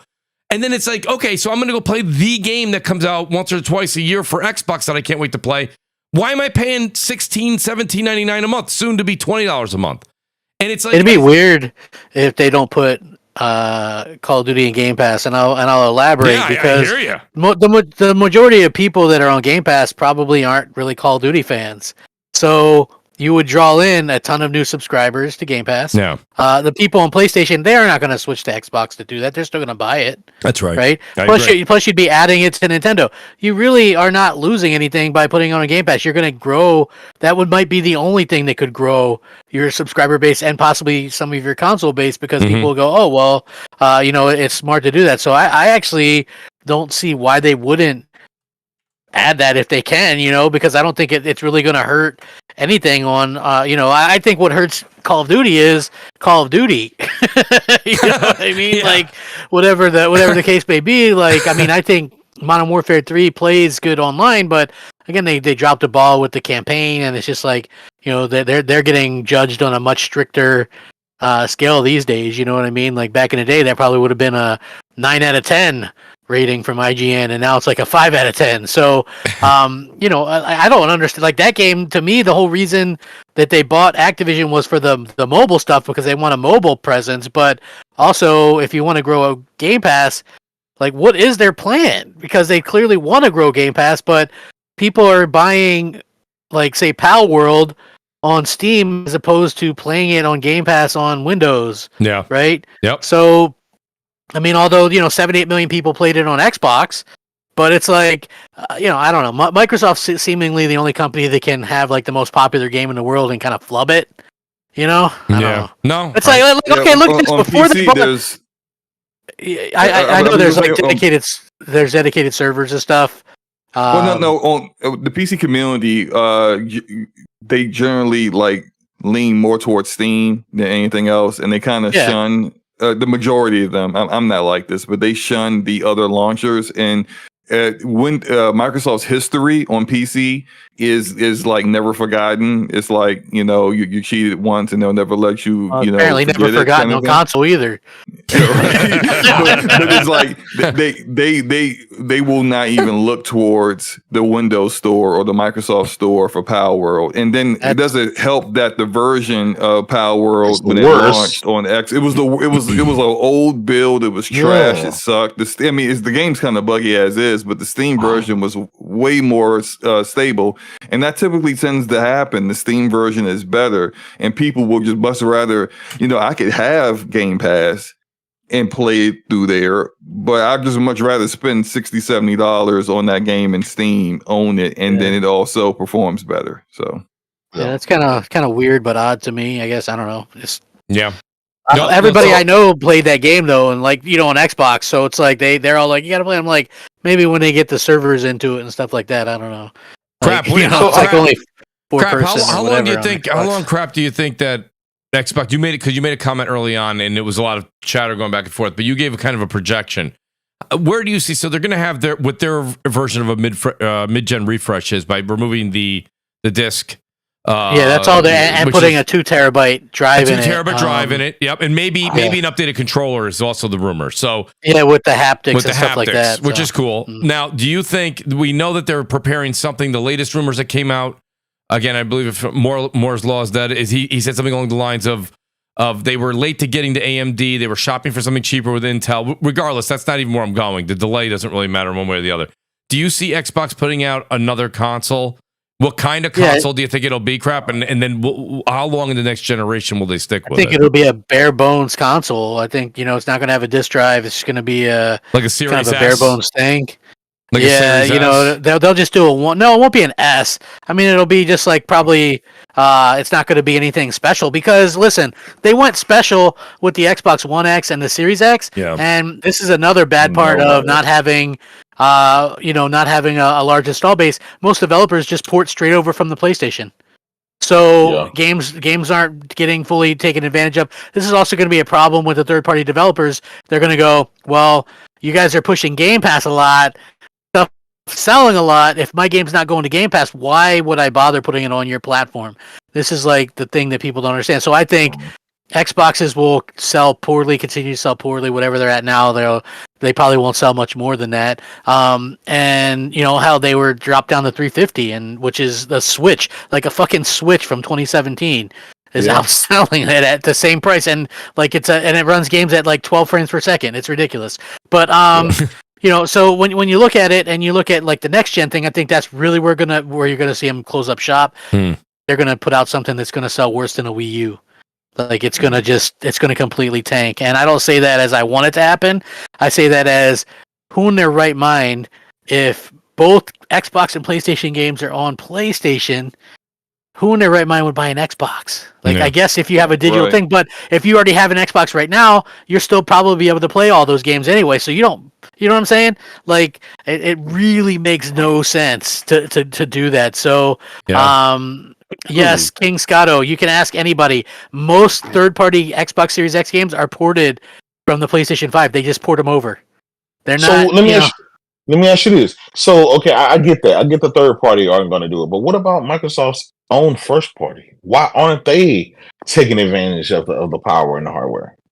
Well, I mean, I guess it depends on who you're talking to. I think Hellblade. I think Hellblade. They're taking. No. We're talking about games that have been released. We're not talking about the stuff that's we're not talking about the PC stuff that was shown. I thought Starfield looked good. They're just running on an old engine. I mean, that engine is kind of shitty, but I mean, the game ran good. I didn't run into any glitches. You could literally pile up tons and tons of stuff. Like the physics, I thought that was pretty cool about it. Like you could just pile and pile and pile, and it just stayed there. Like I thought that was pretty cool. So I thought that game looked really, but they haven't really put out anything that I think was like super amazing anyway.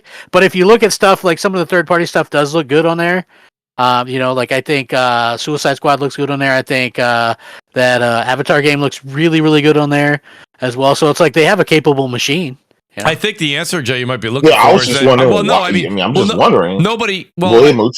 I mean, usually it's scalabilities when you're talking about it, but I mean, I think the Series S. Xbox. I mean, you could say it's Series S, but I also think the fact that when you start putting stuff on PC, once you start putting stuff on PC, you got to make sure that it can run on the potatoes, right? I mean, stuff that's probably even worse. Yeah. And if you were doing stuff that was cross-gen, you literally are having to put stuff that's going to run on it's funny, hardware from 2010. Crap, it's interesting you say that because that's the truth of it. You have a situation, we'll use Spider-Man 2018, for example. So they squeezed every little piece of precious hardware they could out of the PS4 Pro, right? Or whatever they did to get that game out there. Okay, great. Then they go ahead and take their time. They hire Nixus, right, to go ahead and port this over to PC, seemingly do it right. I know Sony's definitely had a couple of flubs, right, when they went to PC on with a couple of games. But my point being is that like they squeezed that. You just said it yourself, Crap. They have to make this game day and date with the lowest common denominator across PC, the Xbox Series S, so you don't really get a chance. It takes longer to develop. I mean, you have to wonder if when they start doing the stuff on PlayStation, are they going to develop that at the same time? Like that's going to make game development longer, right? Like, if you think about it, they said with Starfield, they're like, we wouldn't be getting Starfield out now if it had to come to PlayStation 2, right? So are they using port studios? Like, what are they doing? Are they going back after the fact?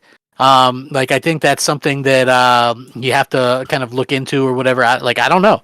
It is something like when you look at PlayStation, they bought a port studio to kind of do that stuff, So... Mm-hmm.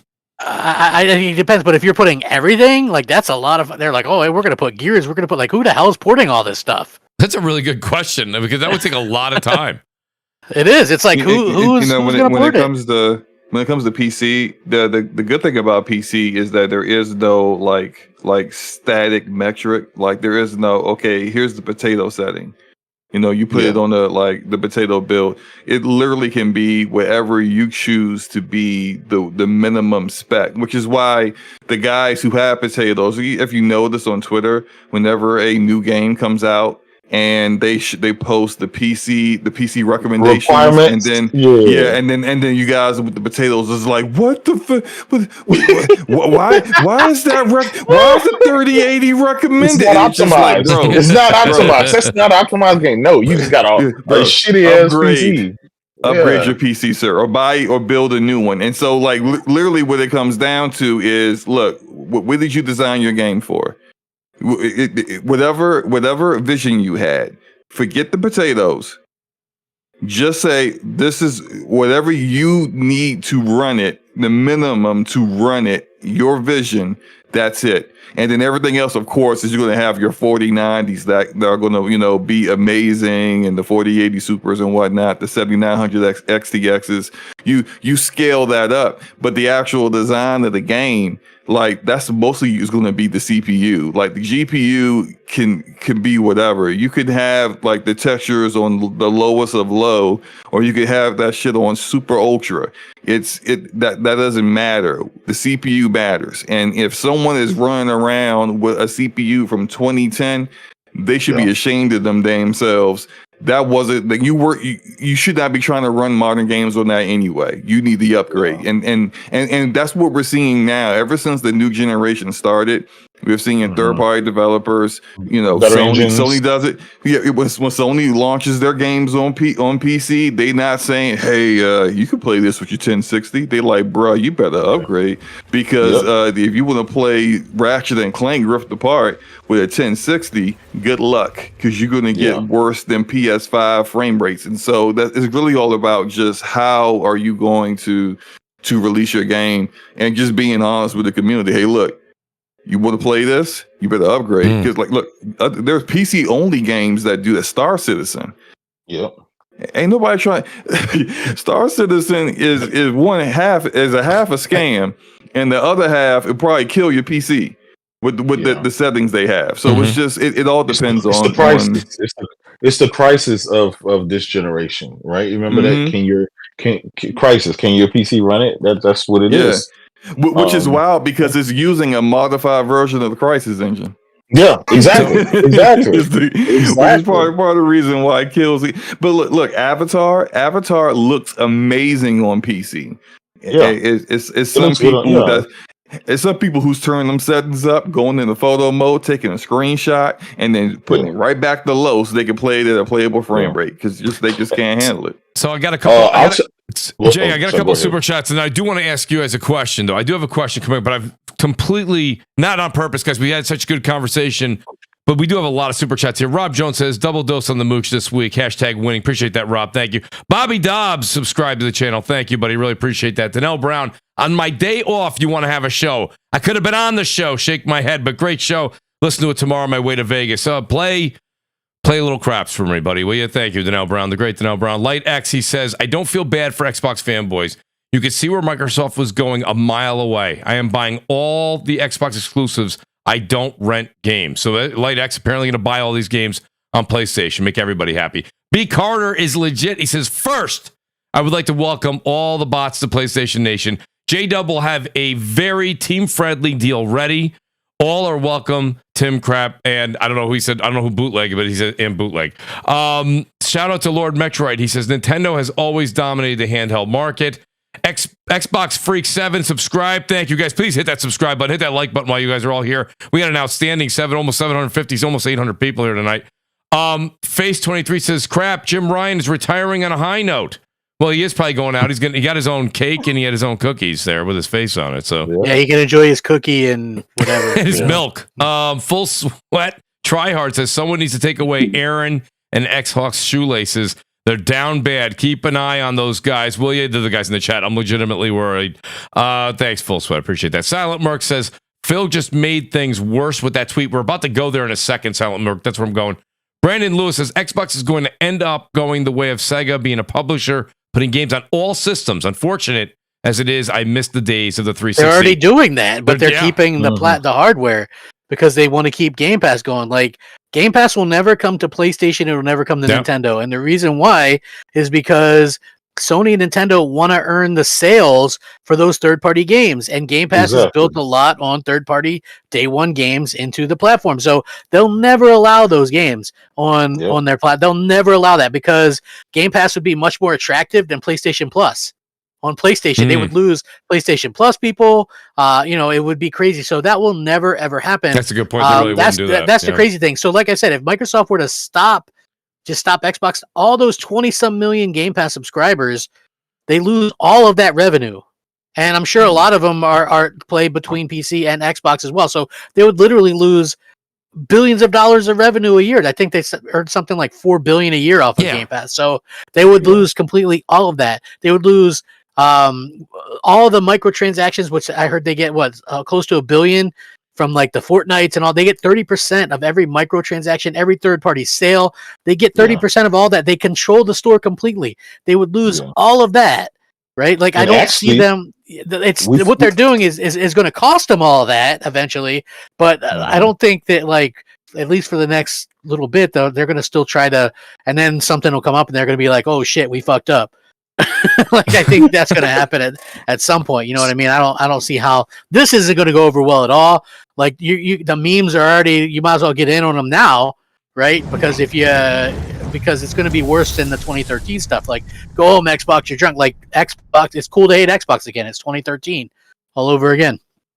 Well, I mean, it is self-inflicted though, crap. I mean, absolutely, for sure. We can't blame anybody but them. They gotta do what you gotta do. Last gen, this gen, and they're giving up. That's what happens. I mean, I thought I don't know. It's like Don Matrick was like not a gamer. Phil's like, I don't know. Maybe people expected too much. They made you feel a part of something. I guess that's the best way to put it. Yeah. Right, and then so it's kind of exclusives matter. Exclusives matter. Crap! You remember back in the day? I said Donnie D over Phil, and everyone's like, "No way! Get the hell out of here!" And listen, Donnie didn't wear the cool T-shirts. He didn't. He said, "If you wanna," one thing about Donnie D, he said, "Hey, you don't like our console? Okay, fine. We got a console for you." That's right. Like, right over there. This is our plan. We're gonna stick to it, and blah blah blah. They fired him because of something so simple. I mean, he could have really changed it around. They didn't even give him an opportunity. They put Phil in there.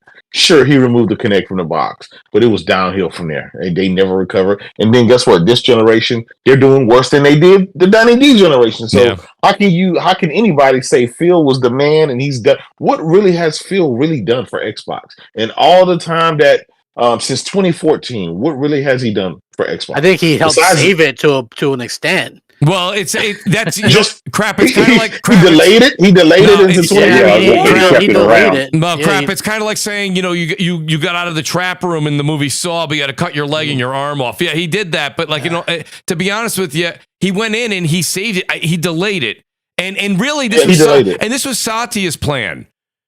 Satya said we're doing services. Now Satya's doing Phil came up with Game Pass completely. That's a Phil thing. Phil 100% came up with Game Pass. That's fine. Yeah, because he had to. But it's like, I thought for sure like the Call of Duties and, like I said, Minecrafts and the Overwatches and the World of Warcraft, I thought that stuff would all pay for all the other stuff by itself, right? You would think that it would. You would think that they would at least give them a chance to like kind of I thought, give them a couple years into the next generation. Like you start off, launch the next Xbox with Elder Scrolls and Call of Duty, the only version of next gen Call of Duty, and they did a projections, crap. They did the projections. Their projections showed nobody is buying the console, and you can't expand without people buying the console. Well, their metrics now are saying that people will stick around with no exclusives, and they won't. Right, their metrics in 2013 said people didn't want to own their stuff and wanted always online, and that they would sell 200 million Xbox Ones, and so their metrics clearly are whoever's running that, and it's probably not the same person, but they're equally as diluted. And guess what? Right now, all of our consoles are always online. All of our devices are always online. Microsoft is always. Yeah, I mean, what's funny to me? Like some years. I counted like people hated the TV and movie thing. Sony right now has more movies and shows announced than first party games. Yes, crazy, right? Like, and nobody says a word about it. Nope. You know why? Because the games that they have are high quality, and they partner with the right people to show off the power of the console, and gamers buy them. Right? They buy them $70 a pop. They buy them, and they buy them in droves. But again, no. But again, it's also how you read. Like again, they came out of the gate wrong in 2013. Like we're going in all on, and nobody has a problem with giving extra entertainment. But it's like, wait a minute, we're here to watch the. And I don't care. People can revisionist history that all they want. You stepped out wrong, you tripped over your dick wrong, and it's been a weird spiral ever since. And again, like Jay said, it's self-inflicted, but again, I'm going to put it back on the community again, because again, dudes acquiesce to everything, protecting Phil. Well, Phil doesn't, he doesn't want to do third party. Well, what do you want as a consumer, an Xbox consumer? It doesn't matter what Phil wants. I see a lot of people fighting back on this now. I mean, well, now, but again, crap, they're fighting now. When I guess we'll see. Past, a lot of us were here saying this, and people were like, "No, you don't know what you're talking about. Shut up, pony. Go away. Sit down. Yeah. I'm gonna block your ass," or whatever you want to call it. And we're like, "Okay." Yep. I'm sitting here now saying, because let's keep it a buck. Jay, you guys, let's keep it a buck. To me, this is where I came to this community saying this. I'm like, I've been feeling like a second-class citizen since somewhere between the middle of the 360 generation going into the Xbox One, because they stopped being hungry and started focusing on Call of Duty marketing deals and making it the shooter box, because that's where they were seeing their biggest revenue. Yeah, then Sony took their strategy and started using it too. Yeah, right? I mean, we got exclusive Call of Duty maps or operators or whatever it is. I mean, that stuff was selling more PlayStations than a lot of their first party content. And then the key thing though, keep moving it along. I'll go back to the whole power thing. It was like power. The focus was on power for so long. And then what happened after that, Jay? Sony The focus was on power because that's what the base was talking about, and it was all about power, and that's where they were going. And then what happened? Yeah, but Sony. Yeah, we're gonna back off power because we have this Series S that we want to sell you now. And what happened? You guys adopted that. Sony did. No. Listen. They had to. You know why they had to go for power was because everybody was talking 1080p. They made that into a thing. Yeah, like literally, nobody was giving the games a chance. It was like, okay, Sunset Overdrive. What good is power when your focus isn't on the games? You can have the most powerful whatever, but the focus was never on the games. And again, a lot of us were sitting here screaming, "Where are the games?" Focus on the games. They had 4 studios. It's unfortunate. Yeah, but they would have started the whole reason. But they had to fix the. To them, they had to win over the people that were disappointed with the resolution stuff, and it wasn't just like the fans. It was like the sites. We're all just like, literally, I thought it was a joke. More grass on GTA 5 on PlayStation. Like, how is that even? Who gives a shit? Yeah, right. But it was literally a narrative that they were using on every game. Like you could see it. Like Mooch used to be part of that, where we'd be like, how is this a thing? It was Xbox X. Exactly. Exactly. Really? So they had to have a more powerful console. I think they had to. I think what you guys are saying, though, just keep in mind, though, is the crap was right. So Sony ended up implementing that same strategy at the 360 and taking over the Call of Duty contract. But the difference here, crap, was Sony kept on making, and yes, they even in the PS4 era, they did have a year and a half where they slowed down. But they kept making the first-party games, and they became award-winning games. Ghost of Tsushima, I mean, let's be real, okay? So Microsoft, when they first came out, Microsoft was beating them in first-party or like the exclusive releases for the first couple of years, and like people, Sony was really relying on marketing for Call of the World, for Destiny.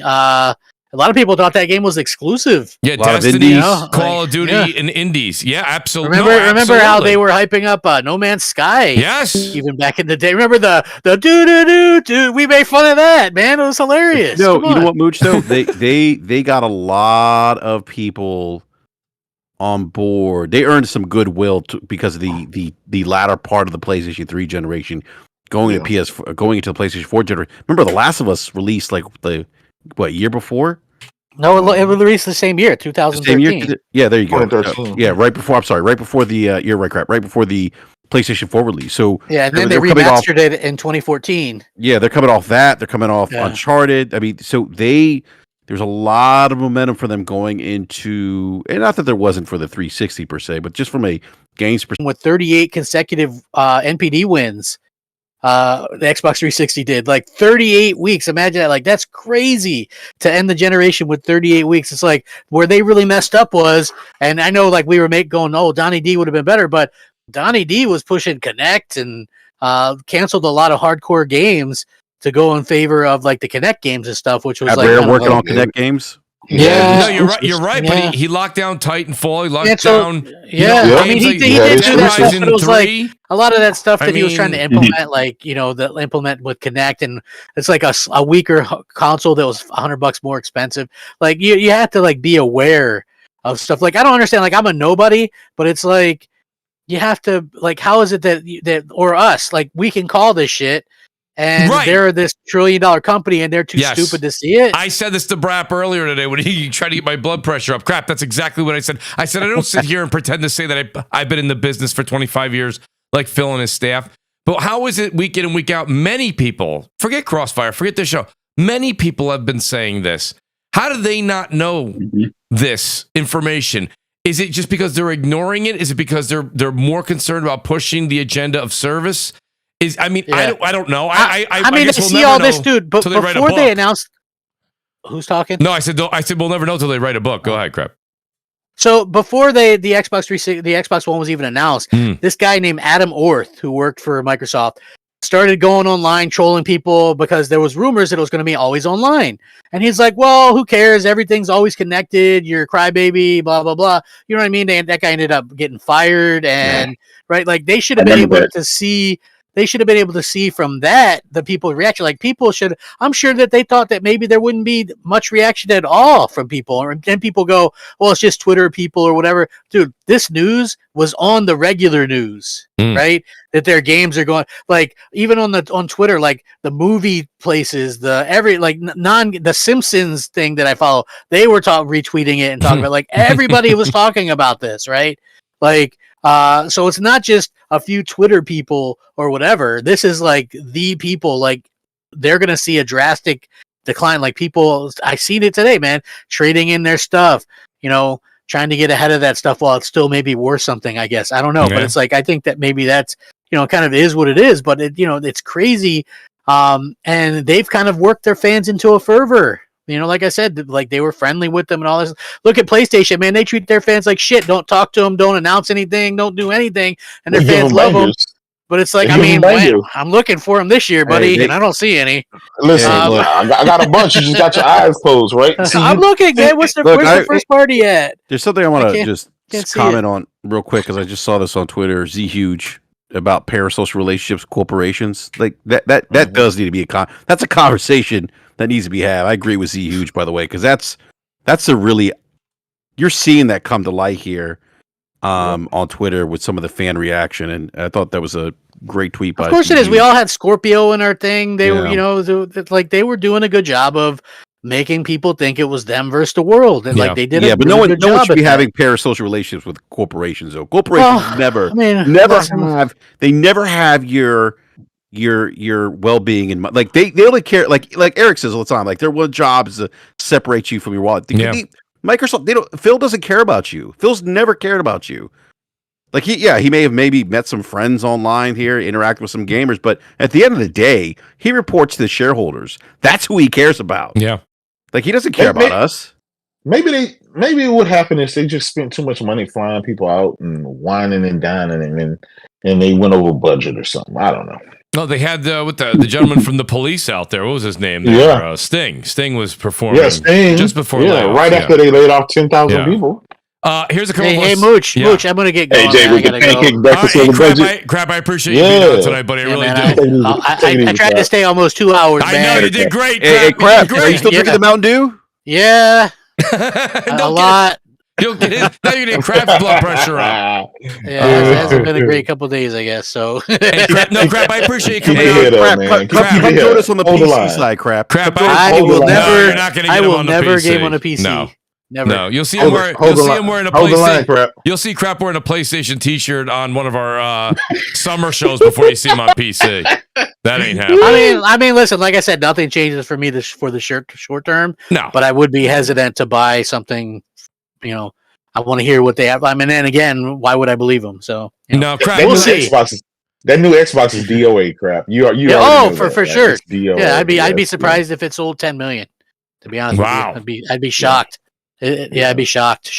No, Crap, I appreciate you coming on because I wanted to hear your take. You've been really going off online, and you've been actually Listen, everyone says it. Everything you've been tweeting, I don't care what side of the aisle they're on. They've right. all said he's been right. They're like, crap's actually spot on. Yeah, I mean, right look, people, it was funny is like people will say you're flip-flopping, like it has nothing to do with Sony, man. Like if you see Xbox guys reacting in this way, is they're not flip-flopping, like Tim Dog's not flip-flopping. Nobody's doing that. They're just upset because, something that they like or whatever is basically calling it quits, It's like it is what it is. So yeah, it's unfortunate, but I think a lot of things are going to change, like YouTube wise for a lot of people. Just and I'm sure that a lot of people are going to still try to spin it as okay. Well, we're still going to get our games. Like if the games aren't there day one anymore, I don't see how anybody can spin this in a positive light at all. To be quite frank, so I guess we'll see. I would love to see that the person that could do that, man, because they'd be spewing some bullshit. Don't worry. Coat's on the task right now. I don't know. I got nothing wrong with that guy, man. That guy has built him up an empire, man. Good for him. Absolutely. Good for him, man. Anybody that can, he does high production values, really good stuff, man. Mooch, you should try to get him on sometime. I've talked to him. He says he wants to come on the show. We're trying to get the schedule together. I did talk to him about maybe a month and a half ago. Yeah, he's got an Xbox army behind him, man. It'd be good to have a Xbox voice on there or whatever, though. Absolutely, crap. No, I'm glad you came on. I really wanted to hear your take on it. Yep, no problem, man. I'll catch you guys later. All right, crap. Thank you very much. It's a great crap later, gamer, guys. everybody. It's at _crap gamer. Go over and check him out on X now, not Twitter. Crap, appreciate you being here, buddy. I got a couple of super chats here, and then I got to ask a question to the panel before we call it a night. Shout out to Magnum Gaming. He says, basically, Phil was just taking out loans to shop around and flip that money back. TrueWiddy says, crap, I'm a PlayStation gamer. I bought Starfield on Steam. I bought Starfield on Steam, and I have Game Pass. But that was because of the 30 frame controversy. JC 2013, he says, we need to give Reforged credit leaking Starfield. JC, you're gonna have to be a little bit more descriptive than that. We've had Reforged on the show multiple times, but I don't remember what he said about Starfield. Rice79 says, sorry, crap, best looking games this gen have been PS5 exclusives or third party on 4090s, not Xbox Series X. Hellblade 2 will be 30 FPS. Death Stranding will be 60. Shout out also to Skyfox and Tony Endicott for subscribing. Guys, hit that subscribe button, that like button, please. So Eric Jackson, I'm going to go to you. Eric. Yes, sir. Voice of reason. Eric, how are they going to come out next week? This is important. I think this is a good kind of way to put things in perspective as we wait for Phil and company. How are they going to come out, in your opinion, and how should they come out to break this news? Let's say it's the news that we are currently running with, even if it's scaled down a bit. Well, a tweet. Should be based off of Phil's tweet because he did the usual. It's already kind of starting like the PR buildup. Like we're listening. Nah, player. Nah, we're not doing that. This is I think they try to attempt to look like they're coming hand in hand, but like Jay said, when you lead in with we're gonna let you know our business plan, that's not gamer speak. Yeah. That is this is about to go down in a certain way, and it's gonna be some fallout, and there'll be acceptable loss. So if you want to talk about it in terms of console war, there'll be fallout, and there'll be acceptable loss, collateral damage, and we'll pick up the pieces and keep it moving. So, if it's going to be what has been speculated, you know what I'm saying? I don't know. Right, absolutely. I mean, so he said here, and I should have read. Who the hell knows, Mooch? Eric, I should have read it for you first. He said, "We're listening and we hear you. We've been planning a business update event for next week, where we look forward to sharing more details with you about our vision for the future of Xbox. Stay tuned." That's a Phil. If you speak Philanese, like most, the fanboys kind of assume that nobody else can but them. That's a very Phil Spencer like tweet. Yeah. How you started again? We're listening. We hear you. Again, that's the guy being like, "Don't be mad at me. We're still cool, right? Right. We're still cool. You still like me, right, babe?" It's that kind of thing. It's like it's just get ready. It's not going to be the most pleasant information. It may not be exactly everything we're hearing. Who knows? But it's not going to be pleasant. I think so. Jay, you hear what Eric's saying. Jay, don't you think it's going to be? I think it may be what Eric just said, but it may be absolutely smothered in PR, where it's like open-ended thoughts. And then what'll happen is after he gives a speech, you'll have a lot of the Xbox side saying basically, well, he didn't really say it, so it's not really happening. Right? It'll be a lot of that. Yeah. Yes. You beat me to it, Mooch. You beat me to it. That's exactly what I was going to say.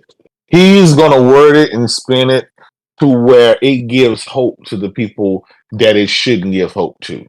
If you're going to put your games on PlayStation, Nintendo, say the whole slate is coming, and walk away and move away and let that be that. Let them settle with that decision. But once you give them hope, then every game that comes out, they're gonna hope and pray it doesn't, and you're giving them false hope.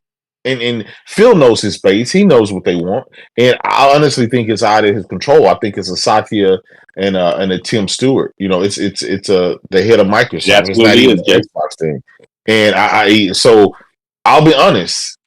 Like that episode that he came out when his hair was all over his head, he was just frustrated. You could tell when he came out and said, we can't compete with Sony and Nintendo and Starfield, it's 11 out of 10, it won't change anything. I mean, he was speaking from his heart. He was speaking the truth. That was untethered.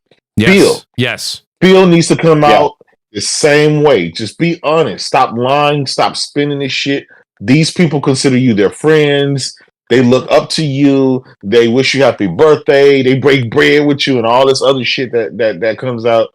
These people trust you, and you need to tell them the truth. Just say, hey, listen, my upper team has ran the numbers. The numbers just don't look well. It doesn't look sustainable. We need to get to a point where this is sustainable with Game Pass, with consoles and everything else. In order to make that sustainable, we're going to have to open our platform up to to Nintendo and Sony and other people, and we'll go from there. You'll still get some benefit by whatever. I don't know what the benefit is going to be at this point, but at least just be honest with people, right?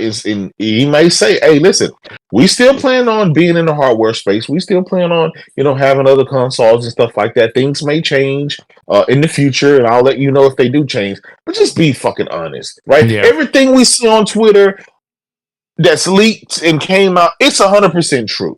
I don't doubt. It's all true. It's all true. And Jay, it goes back to the caginess around Blade. Absolutely. What they came out with Starfield and they beat their chest and pounded and had their head up high, saying it was exclusive to PlayStation, to Xbox and its ecosystem. Right? Okay. Why didn't you do the same thing with Blade? Right. It's because clearly it's a multiplayer. We know this. We know where to look for the lies. We know the speak and the talks. The mere fact when he said, I hear you, we knew everything after that was going to be negative, and there's no sense of even reading anymore. You don't hear us because you've said that for the last 15 years and you failed us on that. You don't hear. Yeah, right. You said you hear us when Bleeding Edge came out. You said you hear us when Redfall came out. You said it's a continuous cycle. So yeah, I don't believe anything Phil say, but he needs to be honest this one time and just take the lump, right? The one lump. You're gonna have some people that get mad. Some people are gonna trade in their Xboxes, but then eventually things will settle back down and they'll come back into his good grace. But guess what? If you let them down a little bit, right, and then get their hopes up again, and then you're gonna keep doing this thing. You keep breathing life into something that's dead, and that's not the end game. It's not the end game. Do you think he's going to do it in the form of a show, a recording, have a bunch of people on? Or is it just going to be a message on Twitter? I'll be honest. He said a business event, and so anytime you say a business event, that means other people are going to be there. And what other business people are you going to have there outside of Satya Nadella? Maybe Tim Stewart and other Tim people. Stewart, they may get some. Some fake guys that's there for props. But to be yes men. If we see, you know what, Jay, Mooch, I think because I thought it was odd that he was like next week we'll be addressing this. Like, well, the barn is on fire right now, right? So to answer your question, which I think definitely they're putting something together, like a presentation of sorts, to be able to present. So that takes a little time to do because I would imagine for the last couple of weeks that he's definitely hearing and listening. He's seeing what's going on Twitter and the rumors and everything else. And I want to shout out Mr. Matty Plays. He said on Defining Duke, they are the ones that the minute they have the minute they can throw cold water on something that's not true, Aaron's out there, Phil jumps out, they say it immediately. Yeah. He said the fact that they're not saying anything, or in the last few weeks they haven't said anything. Yep. Yeah. Says that there's probably a lot more to this than, people want to admit to. Yeah. And Mooch, let's go back to Crossfire a few weeks ago. What do we say? And I saw your comment section and people thought we were stupid and thought we were wrong. And I said, Phil is one thing. Phil can say one thing, but if I were you guys, I'd be listening to Tim Stewart because he's the money and the money will always win. You always follow the money, Jay. Or Eric, that's just the way you always follow the money. You always follow the money. The money will win. And what happened? Phil came out shortly after that and put his own little spin on it, and people went right to Phil. And Tim Stewart can go fuck off. And it's like, nope. That's it. And Satya came out and said it, and people were still kind of going, well, Satya is the CEO. If we see Satya at this next week's function, it's definitely probably going to be. I don't think the games going over there will be the end of it. I think. And for some reason, maybe it's because we're so intertwined with the community, and the community over the last 3 years, mainly for the last 3 years. Again, 2017 to 2020, there wasn't this huge push for Game Pass like there is now. But in all honesty, I think if they change policy to Game Pass, whether it's what BRAP was saying or what Crap was saying based upon what he saw from that legitimate leaker or rumor insider, if you will, in air quotes, is that if they change it to the tiers for the games you're going to be able to get, so you have to have the ultimate tier to play those types of games, or they don't do the day and date drop in there, I think that's what really lights things on fire. I think that's when the wheels fall off more than anything. I know that a couple people on the panel really thought it was the exclusives. I think it's the day and date into Game Pass. If that changes for any situation at all, that's when you're going to see a lot of the loyalists say, wait a minute. Okay, so you told me I was going to get exclusive games. Now you're telling me PlayStation will get them 6 months or a year later. I'll deal with that down the road. But I got into your ecosystem because I wanted to buy a $199 over the holiday, and it was as low as like $139 in certain places. An Xbox Series S and have Game Pass for a year, and I was going to be able to play these games. Now you're telling me that I have to be in a higher tier to play them, or you're taking that capability out completely. That's where I think the wheels fall off. And maybe they do that lower tier that you're hearing rumored, like with ads and all this other stuff. Yeah. I mean, it sounds like it could be a mess, but that is exactly what corporations do. They wait. It could be. Now, it could be. Not only are the games going to PS5, not only are you removing the day and date from Game Pass, but it's possibly you're going to get a price increase for Game Pass. Yeah, that's and that'll be that $30 tier, $40 tier, or whatever. I'm not gonna lie, no kind of scenario that it's looking right now looks good for Xbox and Xbox. It just doesn't look good. Yeah, and it really is. Like I said, it goes back to what we said when we first started the show. We talked about before we started too. It's really something it's disappointing, and it's not. Nobody on this panel is celebrating that. It's not at all. Not an exciting time at all for anybody. Mooch. It's like, although the one thing I do want to say, BRAP, and let me read this to you because I know that you'll like this. This is the one, and you did like it. I disagreed with him. The great Andy Robinson. I say that kind of funny. VGC says, don't think the rumored Xbox multi-platform shift is entirely good for PlayStation owners. SIE is complacent enough as it is. Imagine the hubris if it has no competitors. Here's the thing I don't agree with him. First of all, I don't believe SIE is complacent right now. They're doing their thing. They're on a down spell right now, but even with their down spell, I still have 3 games: Stellar Blade, Rise of the Ronin, and Final Fantasy VII Rebirth that are exclusive to a console. So they're doing their thing to keep the customer satisfied. The other thing I don't agree with him with is Sony as a parent corporation relies extremely heavily on PlayStation. They are not in the position they were in the PS3 era where they were making money in different avenues. The PlayStation is a major moneymaker for Sony. So I don't think they can just sit back and go, oh, Xbox is going to go third party. Feed up, guys. Feed up. Brunch is on me. I don't see it. I think they're still hungry. I still think that listen, now with Xbox, if they do part, there's an opening there. There's always been an opening for a third platformer. Has it gotten harder? Sure. Amazon, Apple, you don't think they're looking? They are looking. So that's fine. You don't have to agree, but there's an open slot now. I'm not saying you want to take it, but it's there, and that's why I think Andy's wrong.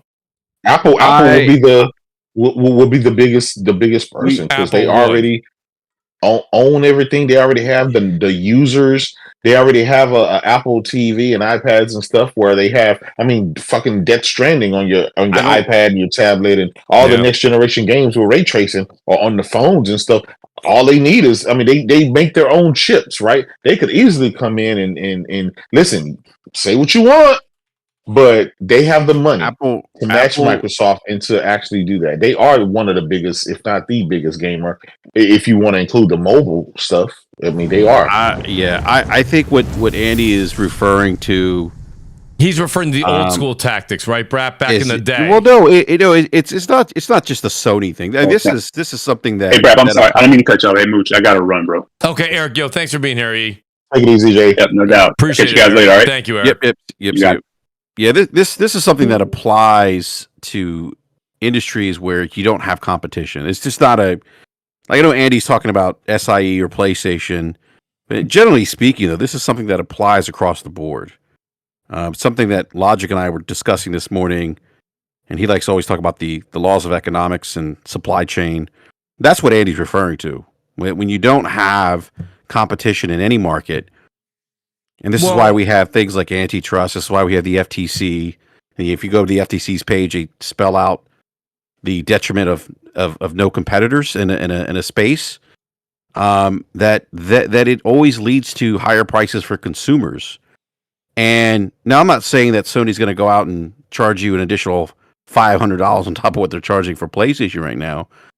But let's not. But they will certainly have an advantage where they can actually increase prices. Yes, to consumers, because where else do you go? That's correct. At that point, that's that's what Andy said. Now, I don't necessarily agree with the complacent piece. Well, it was the complacent piece that kind of bothered me.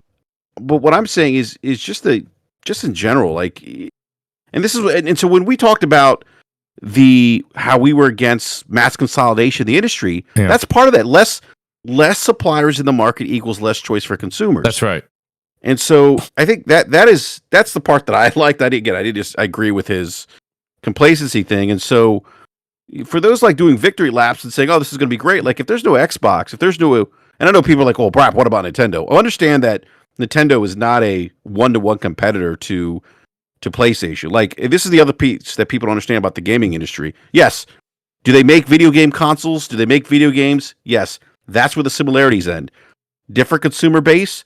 The video game industry is a stratified market, meaning that you have different consumers who have different use cases, who fall to different socioeconomic classes, who are willing to spend different amount of money in gaming. We don't sit there and say, hey, PC is a competitor to PlayStation, because those, especially like PC gamers like me, SloMo, yourself, and well, I'm JW, you're not really a PC gamer. I know you have a PC. But you know what, Jay, I'm going to throw you in there, the PC rank. You got 4090, man. Throw him in there. He's got a 4090. You got 4090. So again, those are different consumers, different.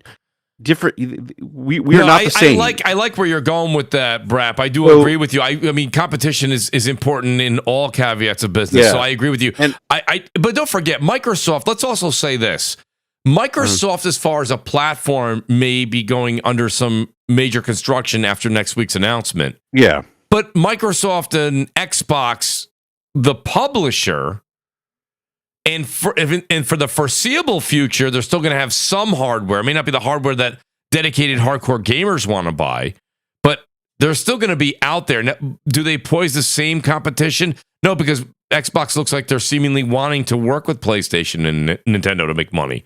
So here's what I think, Mooch, by the way, real quick, just because we're talking about like what we think is going to happen next week. Yeah. Like I could see a scenario where they, like I think you mentioned, like they inform us that, hey, you know what, we're bringing more of our first party content to other platforms. Yeah, they're going to double down. Hey, we've talked about this. We've said, hey, we want more gamers to, we want games available to more gamers across multiple devices. We want to tear down that walled garden. We feel like, gamers should have the opportunity to play where they want to play. Like, they've always said that, right? Absolutely. I think they're going to double down on that. And then with Game Pass, like, it's to me, Game Pass is the exclusive now. It's like, okay, yeah, you can pay $70, and those guys on PlayStation can pay $70. But if you stay in the Xbox ecosystem, we have this thing called Game Pass, and it's got all these games in there. And I think they'll increase the price of like day and date, because what we talked about earlier about, releasing AAA games into that service and then not having enough, subscriptions to offset the costs associated with that. Yeah. I think one way that you offset that is by increasing the price of the service. And I think they're going to have like a tiered, like Game Pass Ultimate would probably be where you find first party games day and date.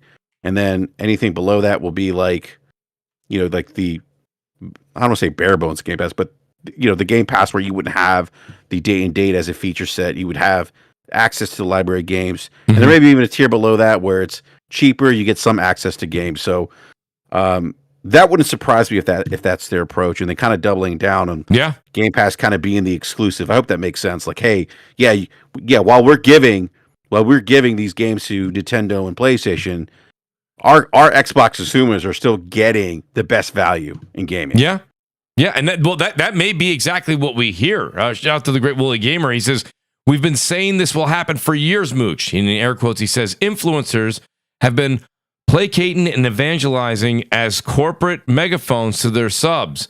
Shouting the ship is sinking after it's already sunk isn't a virtue. Interesting, Wooly. Yeah, I've seen a lot of that going around recently. Magnum Gaming says people don't subscribe to services because of uncertainty. Microsoft puts games on PlayStation at full price, then offers them on a service. They may convert PlayStation subs.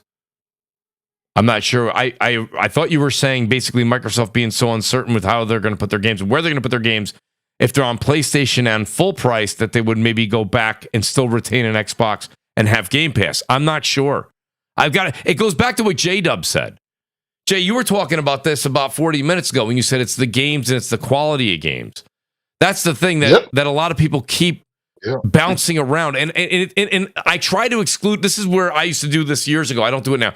If I like a game, yes, I'm going to tell you, the audience, I like this game. But Jay, just because I like the game, it doesn't mean it did well. It didn't mean that it didn't meet. Maybe it didn't meet expectations. And so and vice versa, Mooch. There's a lot of times where we see a game sell 500,000 copies, 750,000 copies. Yeah.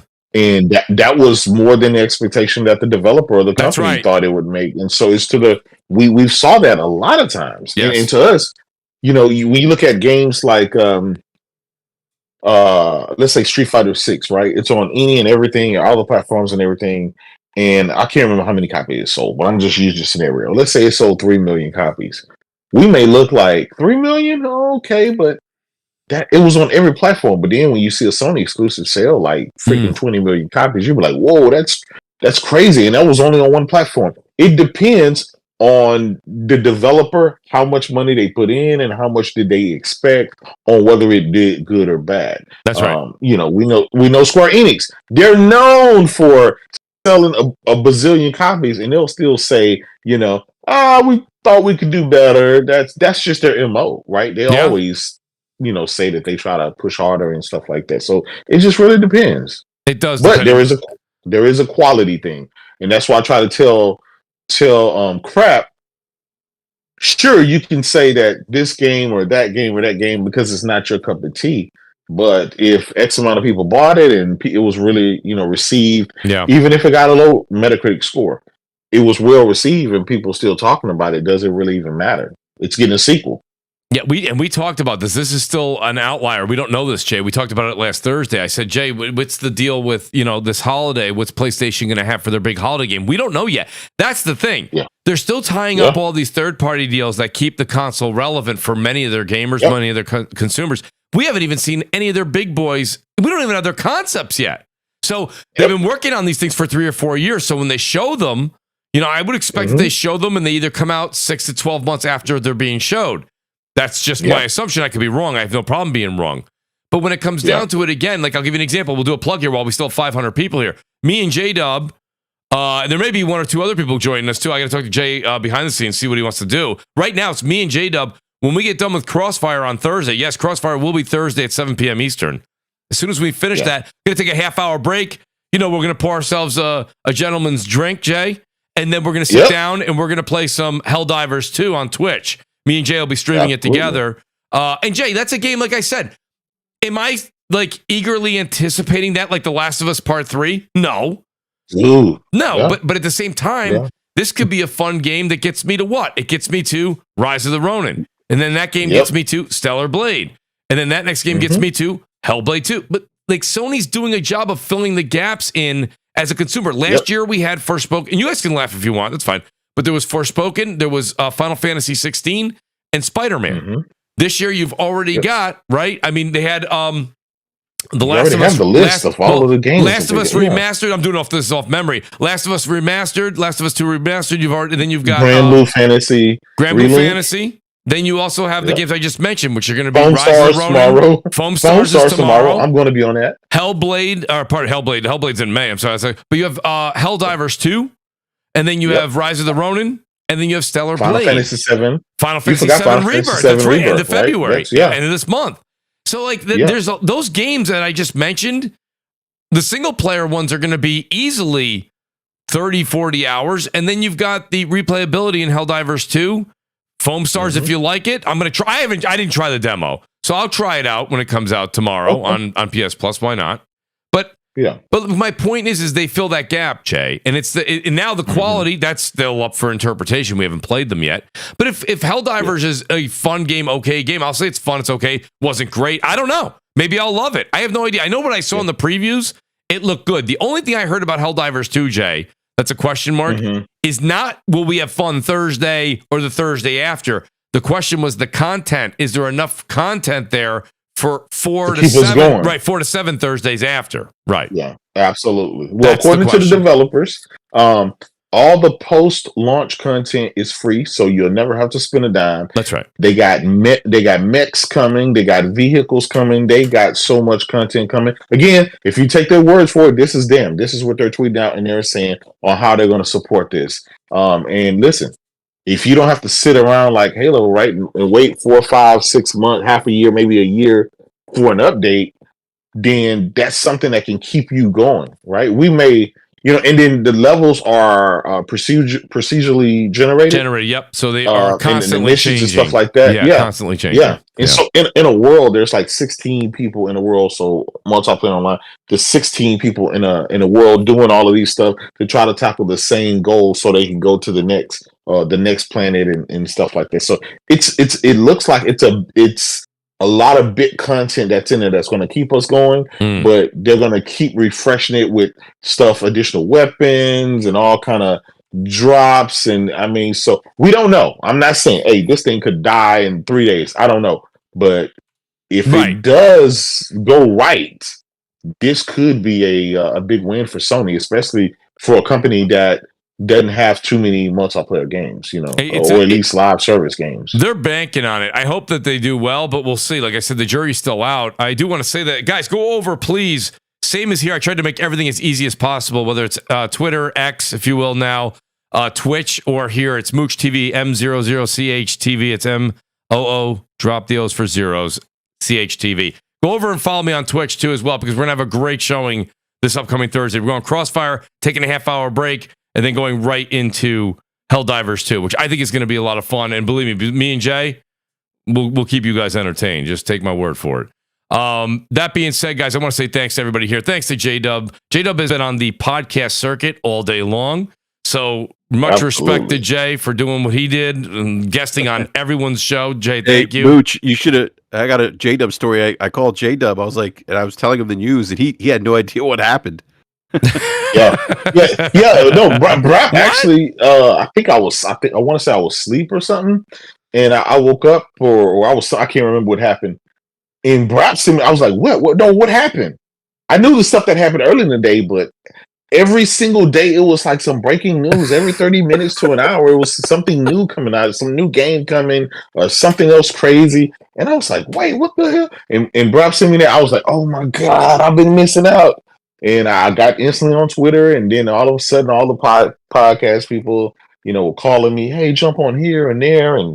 But I will say this: as much as you guys think that I would gloat because of my tweets and stuff like that prior to this time, you think I would gloat and be just giddy and stuff like that. I'm really not, man.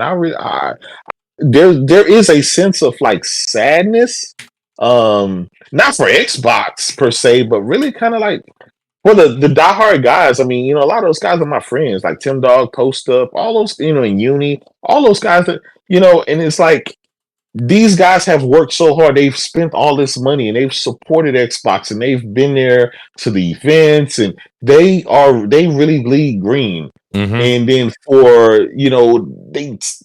they were just so amped about Microsoft finally having games and spending $100 billion on ZeniMax and Activision Blizzard, and they just knew their time to get the payoff was there, just for them to not get payoff and actually just give everything over to PlayStation, Nintendo. That really has to feel like a punch in the face, and a spit in the face to all your hardcore gamers, to tell them you really don't care about them. Now it's about other people that didn't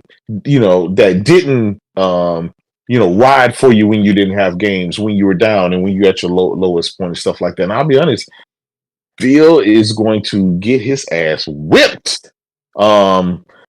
As he should. And and who knows? Maybe it's not really Phil's fault. Maybe it's over his head, as I think. I think it's beyond him. I mean, Phil is not the top guy. He's the top guy. It's kind of a double-edged sword though, Jay, because you have a situation where a lot of people, and I don't know this, a lot of people have been running with it for a long time, that Game Pass was Phil's claim to fame, and that may be the case, right? Yeah. But Satya tying it into services, what they both didn't realize was both ideas were either maybe not at the right time, because Microsoft has right. We said it before. Microsoft's done a lot of things, but they did them before the time was right, like the movies and tying in the gaming. Sony's doing it now, and they're cashing in dividends. Microsoft did it; it didn't work out. I'm not saying that Game Pass in 10, 15 years, it's not the way people consume gaming media right now, and doing the whole services and your game day and date, it's saturated the brand. It's saturated the brand.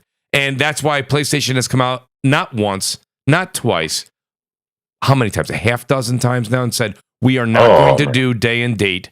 We are going to sell it on the console. Then anywhere from 12 months on, it depends on how much they've squeezed the IP to death, right? Once they look at their metrics and they say, okay, we're not selling on console to that threshold anymore, get it on PC. Mm-hmm. And think about it though, Jay. It's not just a double dip on a buy. It's a double dip on all the propaganda, all your name back in the media.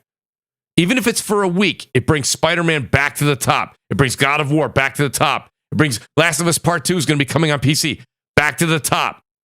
That's what it does, and it just keeps rehashing money for them over and over again. You don't need, and Xbox didn't need it either. They didn't need to do day and date. They didn't need it. Didn't.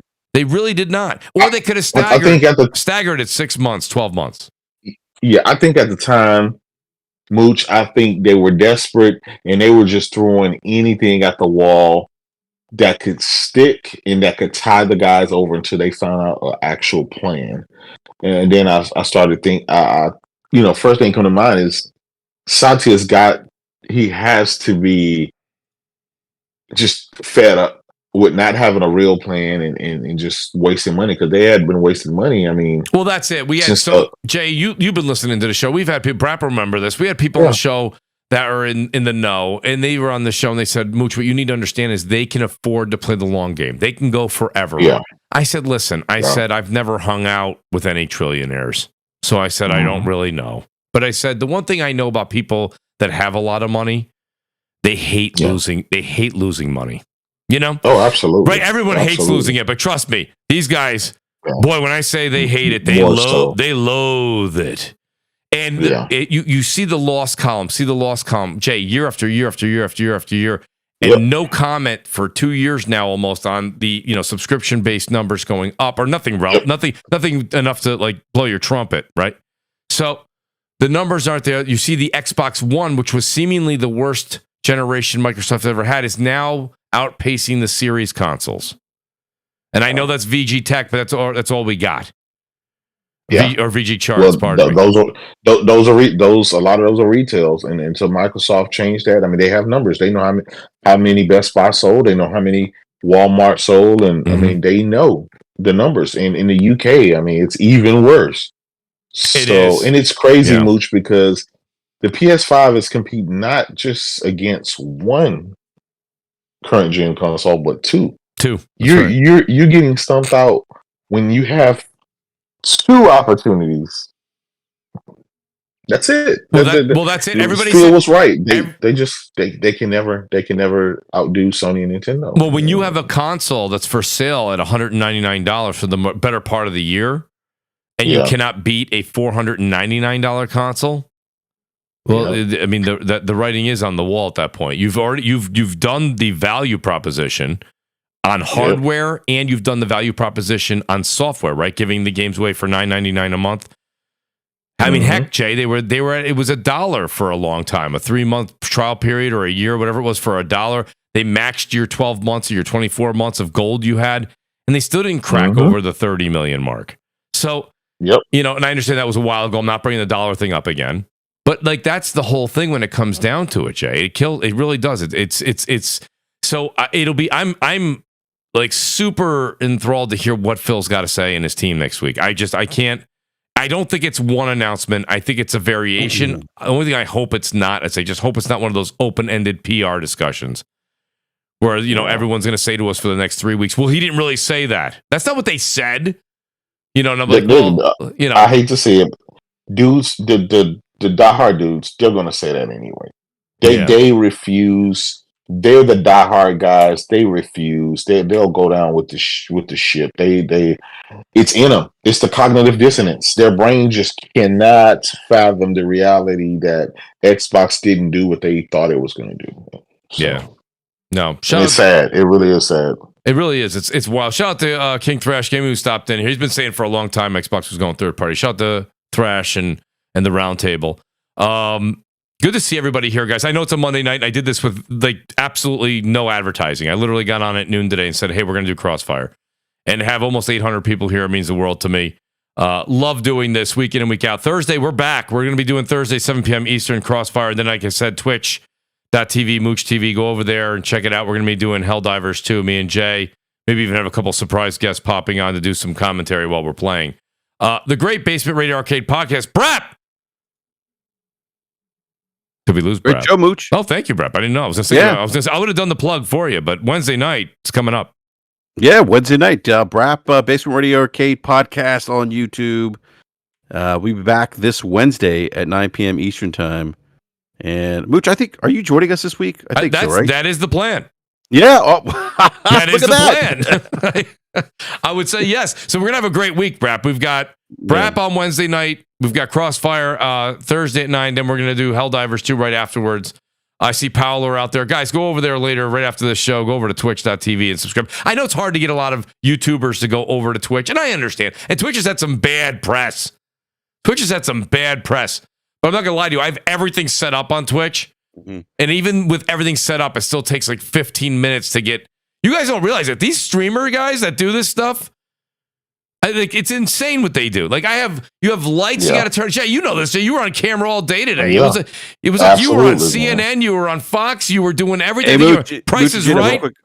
I gotta get going, gentlemen. Go ahead, BRAP. I'll do another plug at the end. But you take it easy, brother. Jay, you know you got to have 85 lights on. Someone from makeup's got to come take care of you, right? You know you got to have the room all dolled up behind you. It's got to be looking good. So we'll take a half-hour break. Then we'll do some Helldivers, play some games.